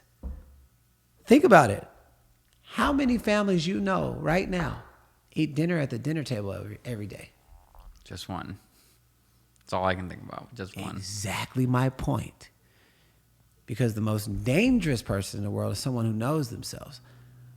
But what's even more dangerous than that someone is a family that's together. Yep. Is a present father. Is a woman who knows who she is.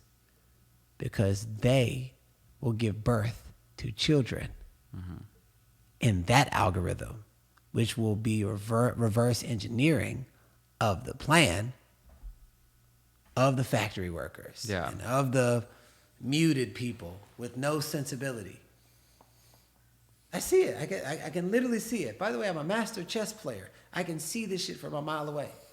Yeah, I love when you told me, you said you're talking about something you're doing, and you said that the people in power will be looking at you saying, look, he's doing exactly what I want him to do.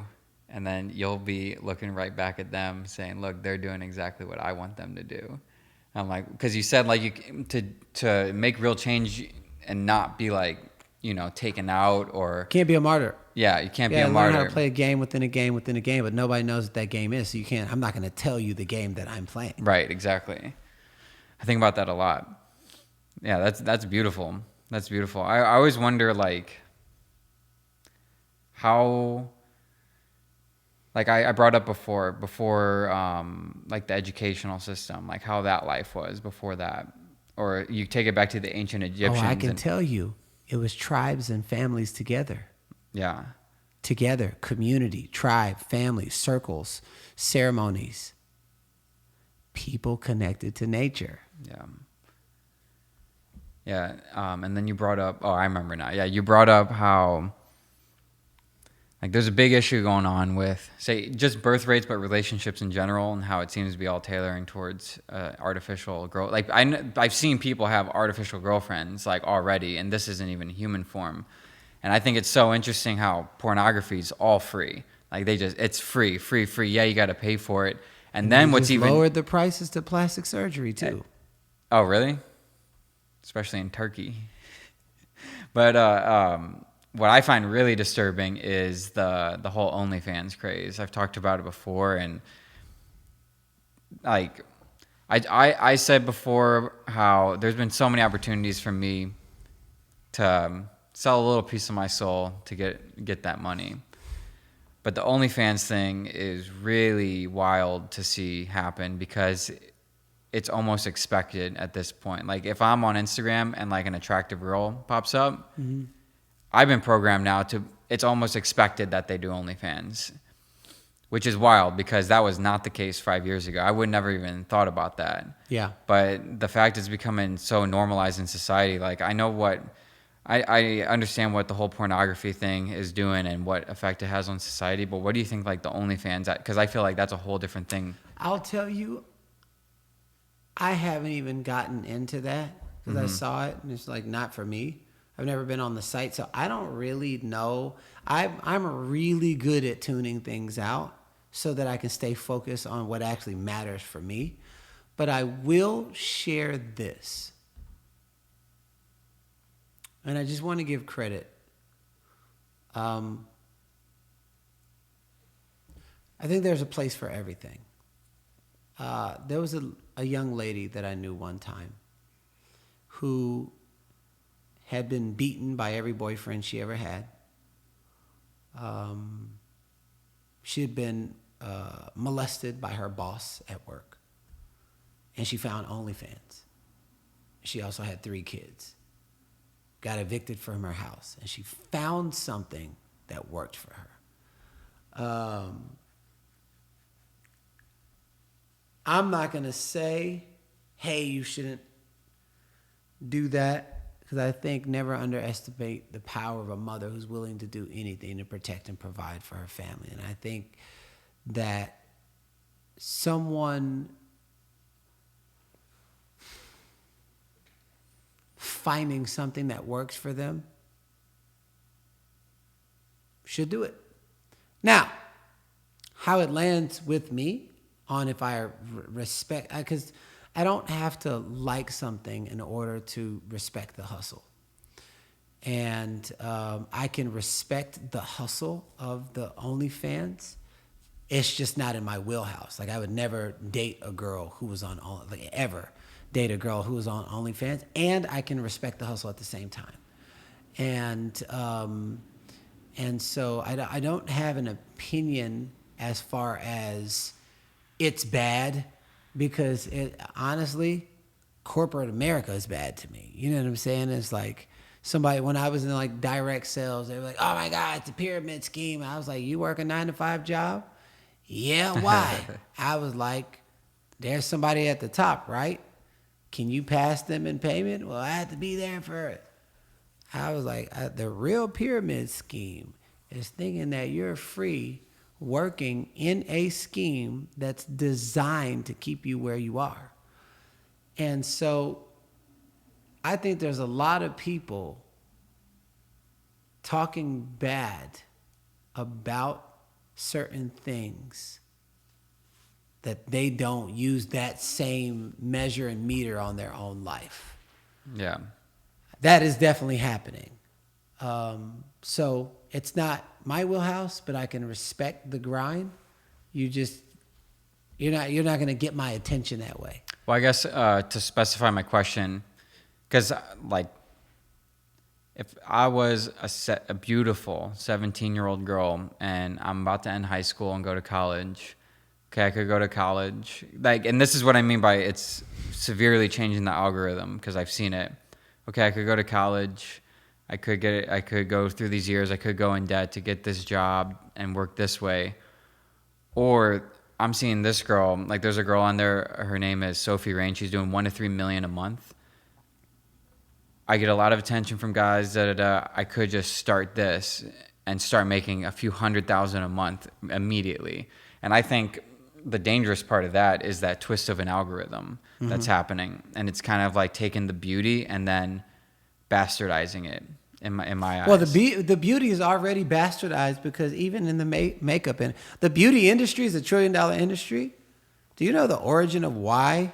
Like, it's already bastardized. It's literally already bastardized, because even to wear makeup, the reason why makeup was created was to mimic a woman in arousal. Yeah. That's already bastardized. So now you got these little kids. My daughter's like, can I wear lipstick? Nope. Not right now. So it's so bastardized that sometimes 94% of my clientele is women.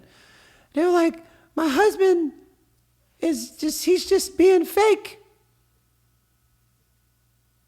while she's wearing makeup. Mm-hmm. It's so bastardized that you can't even tell your authentic self. Now you can wear it to feel pretty, but where does that come from? That's an algorithm that's already been bastardized. And so, like I said, there's time and place for it. And these algorithms, I don't think any of them are healthy. But we came out of an unhealthy one. And it's going in. It's just like, it's just changing. I just look at it and I was like, yo, I want what's real, what's raw, my friendships. If you can't have tough conversations, you can't be my friend. So I just look. I think for anybody out there, it's like, so what do I do if it's everywhere? Create exactly what you want in your life. Create a game that you actually like playing. Here's the game that I like playing. I have less single friends. Why? Because single people, especially men, they speak a certain way. And if you're not trying to have a family, your algorithm is very different than mine. That means I got to take time away from my family that I love so much to go and be inside of an energy of who I used to be. Now, that's not for everybody, but for a lot of people. Now, I was like, well, or I can hang out with these men, but I like hanging out with like devoted husbands. It's like somebody that's just like, yo, I really have this loyalty for my family. I want to grow my family and these values. And match who you hang out with by the values that you have, because you can't hold somebody to a standard you don't keep within yourself. Yeah, 100%. So I have these standards, and I create my life based off the standards that I have, which means I spend less time away from my family because I hang out with people with families, and that's where I'm at 45 years of age, 46 in a couple weeks. Oh, and that brings up a great point. I remember 2 years ago you were telling me how when you were 29, you're like everything I want is too late for me. My life is over. Do you remember telling me that? Yep. I think that's interesting because there's a narrative across the internet where like for example, I'm 29 now. I'm turning 30 this year, and I've seen different reactions from people. I've seen like people think like, "Oh, you're so old right now," or all this stuff like you're gonna be so old. And I've always thought like that's such a weird thing because who planted that seed? I'm not even close to halfway, but it kind of like my assumption, and it might be a bad assumption. My assumption is like the person who told me that is probably going to feel that way when they're that age, but that doesn't mean I'm going to feel that age. So I'm wondering, how did you get out of that mindset of turning 29 to 30 and thinking you have so much left? Well, I thought I was just going downhill from there, because there's people in my family that made 29 look like 50. And at that time, I didn't know anything about energy and how you show up in the world and your thoughts become things. No idea. I'm just a little kid. So I was like, yo, 29, dang. So when I was 29, it fit the mold of what I saw as a kid. And I remember living in Santa Monica, in a Santa Monica high rise on Ocean Avenue. And my neighbor was 103 years old, but she looked like she was in her late 60s, early 70s. I said, how come you don't look so old? She said, old?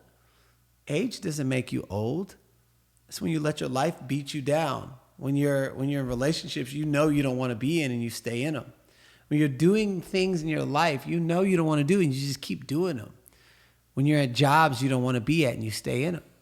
And the way that she was talking didn't match somebody that was a typical 103-year-old. And she said, you know where wrinkles come from? I said, where? She was like, when you let your life beat you down and it weighs on your spirit and your soul starts to sag. And I was like, and I remember in that moment, I said, well, then I'm not going to wait till I'm about to die to start living. Because up until that moment, I was just existing with the algorithm of what life threw me. I didn't know that there was another way to be in the world.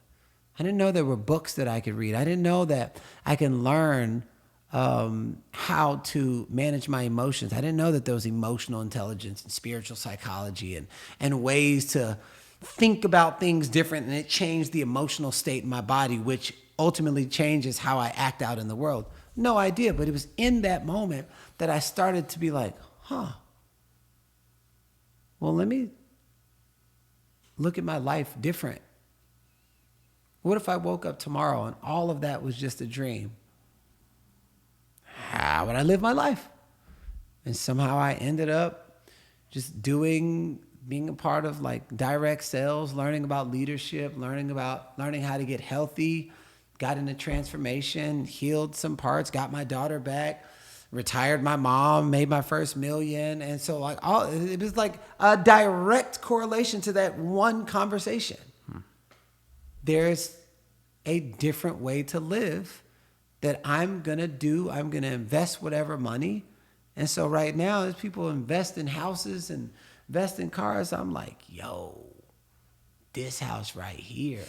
I put last year $350,000 in my personal growth through mentorship and masterminds and everything because I just want to learn. And one of my wealthy friends, billionaire friend, he goes, man, broke people spend money on things. He said, wealthy people invest in frequency. I didn't know what he's talking about. And so that's why I get myself in these top rooms and just to hear what people are talking about. It's less about, oh, wow, they had a $900 million exit. I'm like, what does it sound like? What are they talking about? What are they confused by? What are they complaining by? And I'm like learning this algorithm. So everything that I do, everything I learn, I put inside of everything that I do. And all of a sudden, my life just started to double double and quadruple and 10x from a financial standpoint because I understand how frequency works, which is why they say you're the 5 closest people who you surround yourself around. Well, I surround myself around some pretty epic humans that are doing some big things. Also, I am also epic in my own field. So we all complement each other. Right. And so that's where I learned the real investment should go is to yourself. Yeah. And your development. Right. It's like in that book, I think it's like 7 Rings or 6 Rings. Have you ever heard of that book? 5 Rings by the, what is it? The Japanese samurai? Samurai. Yep. He says, once you see the path forward one way, you'll see the path forward towards all ways. That makes a lot of sense. Because like when people just talk about money, like how much money they made, sometimes I tend to tune out because like it doesn't have an effect on me. But how you said you listen to, how did you put it? I listen to what it sounds like. What it sounds like, yeah. I look, what are the holes? What are the gaps? What are some things I can learn from? Yeah. It's never the person. Right. Like and that's part of my processing. I can see the patterns inside of everything. Mm-hmm. I can see the patterns. It's just like freaking the LA fires. I was like, why does this feel so familiar? And I was like, this kind of reminds me of like the Snowmageddon that happened in Austin. Yeah, the fake snow. And then I literally go to Facebook, and on the exact same day, at the exact same time, 4 years prior, right after they were about to swear in a new president, was the fires.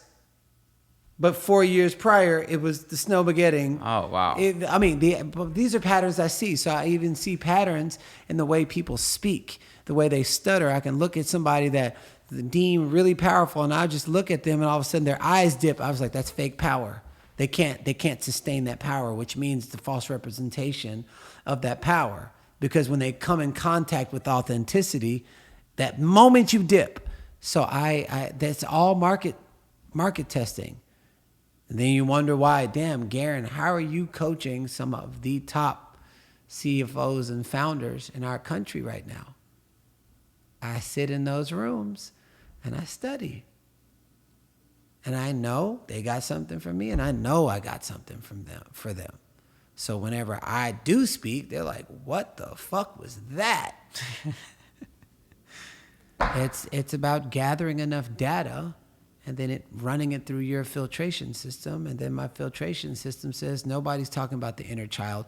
Nobody's really talking about family. You can see that they're all heady. So I'm going to just tap the room with something that hits them in their spirit. And they're like, oh my God, what was that? Wow. Like, I really love what you did the last 5 minutes.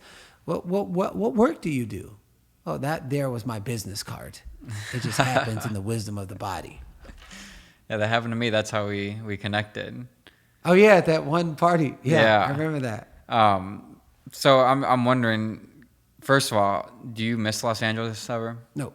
Not at all? Mm-mm. See, I still miss it. No, I don't miss it. One, half my friends moved to Austin. And what I originally moved to LA for, I never got. I actually got here in Austin. What was that? There was this sense of belonging. What I thought was belonging was really, really fake. But you got to understand, where you move to is rooted in fake. It's rooted in opportunity. People move there for acting. Like, they move there for that. So it's like everything's playing a role. And then it's the land of opportunity. Playing a role, land of opportunity. People don't move there for family. People move here for family.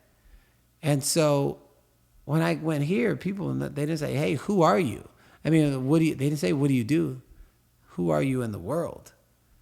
I could be hanging out with somebody for 2 months, not knowing that they're a creator of this big company. I was like, damn, that's pretty epic. Oh, they just want to vibe with you and see if you like vibe.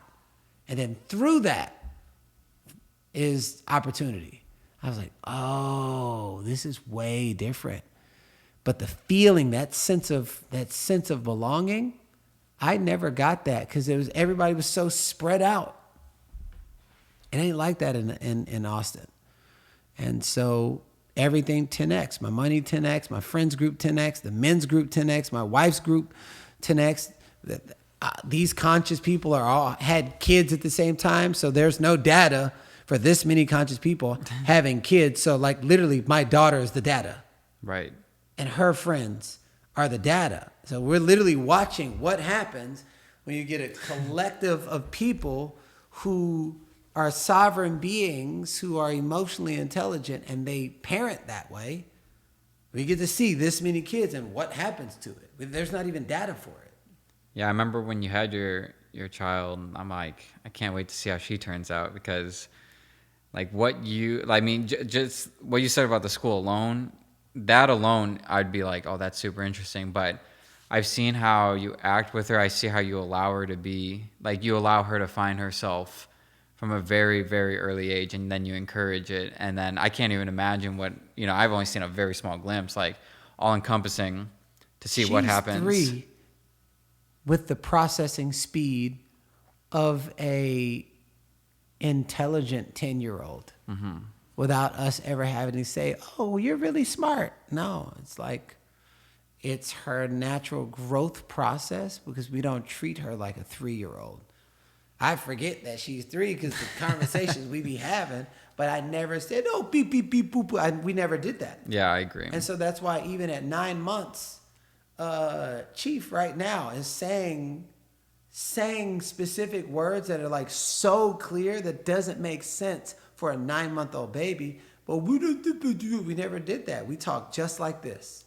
Oh man, that's exactly what I say that to people, and they're like, well, you shouldn't do that because something with like the tone of the voice and I'm like, first of all, from a singular standpoint, I talk to everybody the exact same way. Like, I think one of my big red flags is like, you've seen it, like you're with a guy and then girls come around, all of a sudden he's a different person. Yeah, and he's yeah. acting like that.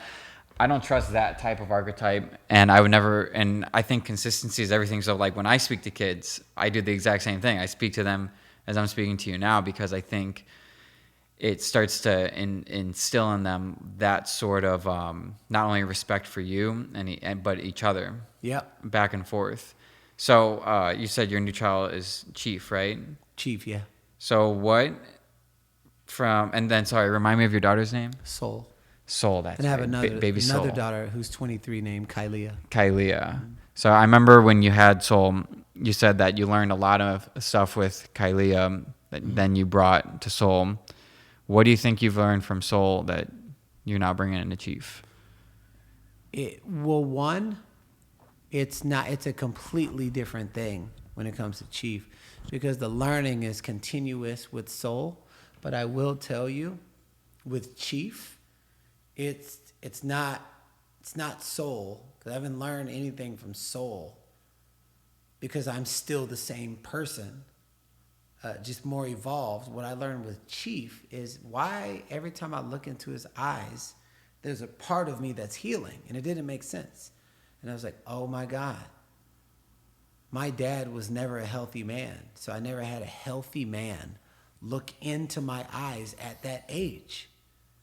So then I started imagining Chief being me at that age and me being my dad, and it's healing that part of me in my body. So this multi-dimensional past, present, future something, because I know Chief is the leader of our lineage. So who I get to be as a man, we ain't doing too hot. You get these people out here to be like, oh, I'm going to teach you this patriarch of a man, and you got to be a man like this and everything. Meanwhile, we got 78% suicides in men. Mm-hmm. That algorithm no longer works. Boys don't cry. Yep, they don't know how to show emotions because we've been taught. I wonder who created that construct. So the responsibility that I have is he gets to see me as an example in the way that I treat his mom and his sister. He gets to see it. I don't talk down on his mom and you need to surrender, which I do believe in surrender, but there's two forms of surrender. There's control, surrendering a woman, and then there's a woman who knows her own power, and she chooses to surrender because she knows her safety is in God. And that is a completely different version of surrender. And who I am as a devoted husband, as a devoted father, fathering the next generation of man, next generation of woman in our household, and the next generation of families that have some traditional values, like eating dinner at the dinner table together, no phones, no nothing, so we can actually connect, and our own values is something. I feel like it's one of the greatest ways to change the world is by modeling the world inside of family, and that patterns how they will be growing up. Yeah. I love how you said in a short a long time ago, you said that you started becoming forget how you worded it, but basically you're saying you highest representation of who my daughter will marry one day. Yeah, and that hits home because one thing that like I've stopped business deals with certain people because they were like bragging about like cheating on their wife, and I'm like, you're gonna cheat on your wife, you'll cheat on this business deal. 100%. Yeah, I'm nothing compared to the most sacred covenant you've taken. So like, what is that? So like to think about it in that term, I'm like, if someone were to cheat on their wife and they think about like, would I want my daughter's husband to cheat on her? So if I don't want that to happen, I can't do that because it's gonna get passed down. Like I've dated some like very toxic girls, and a lot of times the family has like a strong pattern of this thing that keeps going down the line. And I think like when it comes to genetic heritability, I think you can literally change your entire family line with key decisions. Like you were saying, looking into Chief's eyes and feeling the healing. It's like it's not just you healing, like your entire like lineage is healing. And that's just beautiful. Yeah, no, I agree. I'm so grateful for the opportunity to be who I am today. That's rich. That's rich. Yeah.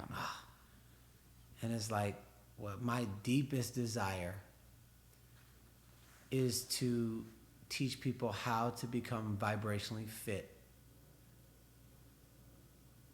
so they can have a life that is rich in every area while they maintain peace and the wisdom of their body. That is a very powerful desire for me. Yeah. I talked to someone like a really like you might know him, you might not know him. You've done business deals with him, but he's really high up there, very well respected. And he says like of everyone he knows, like the word guru is thrown around, but like you're the real deal guru. And I feel the same way. Like I really do. And I can feel it. Like I've tried to tell you, I told you that before, like 2 years ago, like I have this weird thing where like sometimes I'll exaggerate something 10%. It's never like extreme, but it's just like a 10%. Yeah. But around you, like when I go to do that, I don't know what it is, but like I can't, because it's like you are so real that it's like sometimes you're so real it's intimidating to any sort of fake aspect. Yeah, no, I get it. And so, but that's what truth does. Yeah. Truth begets more truth. Yeah. If there was any ounce of me that was being inauthentic, it would create the resonance for that to happen. So when it's like vibrational truth, the result is more of that. Right. And imagine a world where that was across the board, you know. This is Oh my what God. I'm talking about. This is why I do my retreats and all these programs. I do that because I'm seeing my life, and I'm just like, y'all climbing the wrong mountain. Let me give you these couple of tools. Right. Because if you can just have the tools, you can use these tools for the rest of your life. Otherwise, you're going to use the tools. You'll use the perspective of that which you've been domesticated in school. So you'll take what you know how to do inside of the only way you know how to function. Yeah, I had this thought the other day, and I'd like to get your perspective on it. Like, say you take a bunch of children and you put them on, I don't know, basically there's no parents involved. Like, these children raise themselves, essentially. They have the food and the water and everything. How do you think those people, like, turn out? Like, assuming they learn how to speak and then, like, they're on their own. Well, freedom without direction will cause chaos. Right. For sure. Yeah. Lord of the Flies. But they will definitely be more expressed. But expression without clarity leads to clutter. Mm-hmm. So that's why it's important to have someone in your life that can pull out of you what you can't pull out of yourself. Because when was the last time you seen a fifth grader teach themselves how to get out of fifth grade? You gotta figure. Where's the other level? Like, right. So you know what I'm saying. And so everywhere in my life, everywhere, sex coach, money coach, spirituality coach, business coach, everywhere in my life where I have somebody in my life that can see my blind spots. Oh, they just saved me 10 years of failures. And take my money out up front. Has 10x'd everywhere in my life. That's why I keep coaches. People are like, why do you keep doing retreats? I'm like, like every time you see me, they're like, you've grown so much. That's why I keep doing it. Because the essence of life is growth. Why stay in a similar spot when you can 20x your growth in 3 months? Yeah. I'd rather do that. But also when you're functioning from your multidimensional self, you can get 20,000 human hours in 3 months. Because now we're using all parts of you to be able to evolve. Right. It's kind of like computing versus quantum computing, because they theorize that that's happening from a multidimensional standpoint in order for it to operate. But like, if your body, let's say your body represents multidimensional, if you're just using your brain, what you're trying to get done is going to take way longer. That's the 10,000 hours. Yeah. However, when I sat down and I worked through all the crazy stuff when it comes to production, I didn't know how to play the piano. And I remember when you came over, I didn't know how to put these wires into this thing and everything. Bro, I do that in 2 minutes. It's like pop, pop, pop, pop, pop, pop, pop, so fast. But I had to work through everything in all these other areas that I avoided in my entire life. And once I got past that, within 4 days, I had already completed my first song, and I sent it to my friend that's like a multi-platinum producer. He was like, "You did this in 4 days?" He's like, "Matter of fact, it doesn't surprise me.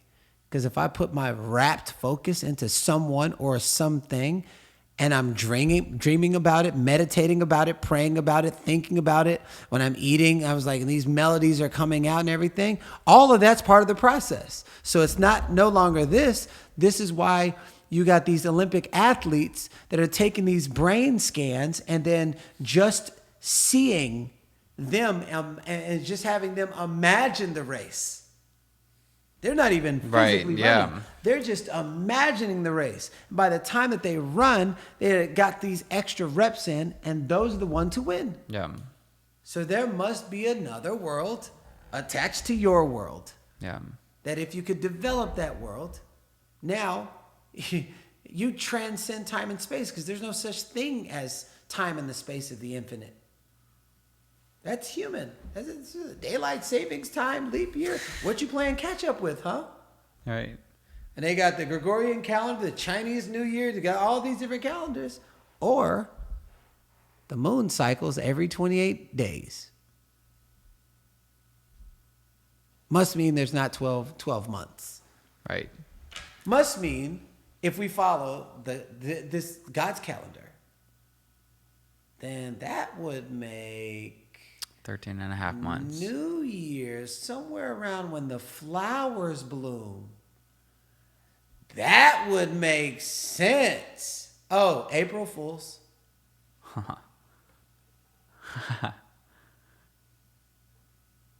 Yeah, because Sleight of the hand, my friend.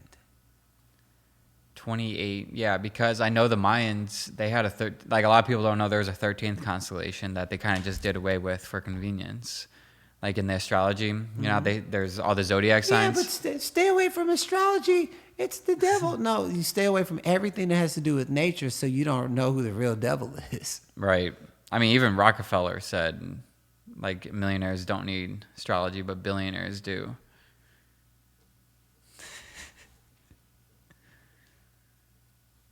So there's got to be something to it.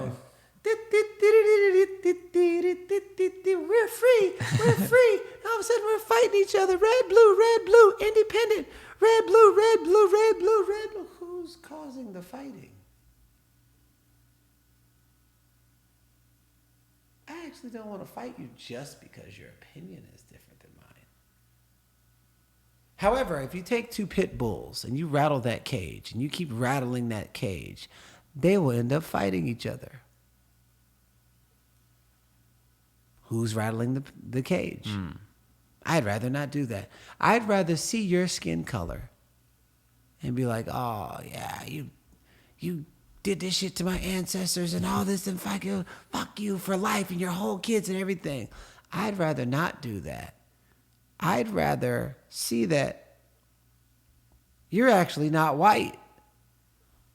My skin's not black. Where did that construct come from? But then you look up shades of wheat on Google and you see every skin color that you've ever seen in any entire human.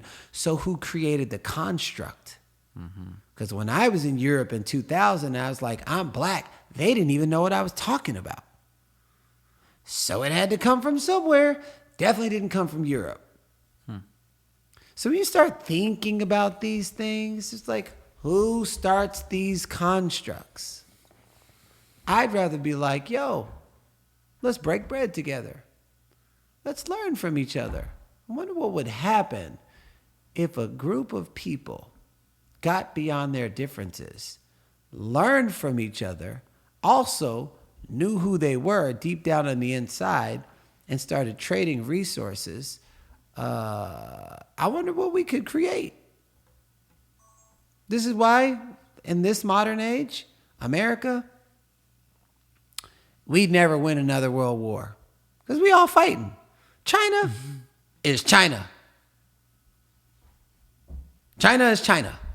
Here, division, divided states of America. Division. We fight each other. Well, I guess you're kind of figuring it out with your group, you know. You said what would happen if all those people got together. You're kind of becoming the data set and the algorithm. Tell you something. The Avengers of consciousness is real. I saw some things in my last retreat, but I've also never been this person. That's why I'd never seen it at that capacity. I was like, oh. That's why they poison the waters and the food and calcify our pineal gland, which is the gateway to our multidimensional self.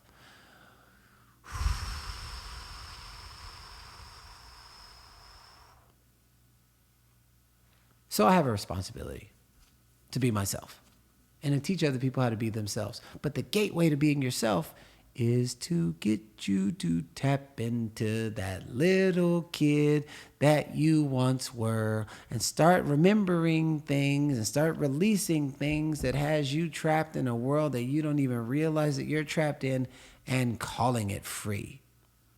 Because once the expression of untrapped comes through that child, interesting how little kids have all this energy and all this creativity and all this. I mean, it's just nonstop. Where does it go? Adults can actually retrieve that part of them again because it's a resonance. If you get enough people to be in that resonance, Oh my goodness. I think the Avengers of Consciousness is real. I'm just all about that. I am all about that. And I think the revolution, this new revolution, is going to be with artists. Why with artists? Because in order to create art, you have to come from the multidimensional self. Right. Which is why they took art out of schools and music out of schools. Keep you in your head. Makes sense. And it's the one thing I can't even think of artificial intelligence replacing. It's trying, but it doesn't feel the same. It doesn't feel nearly the same. You'll see. People will see, and they're like, "Oh, I got this thing. I got this thing. I got this thing. I got this thing." And does it in 30 seconds. Does it in 30 seconds. I did it in 1 second. And now the algorithm no longer will be a minute and 30 seconds. The algorithm will now be 5 seconds. Nature doesn't work that way. Right. So the further and further away you get from nature, the closer you get to the system. Well said.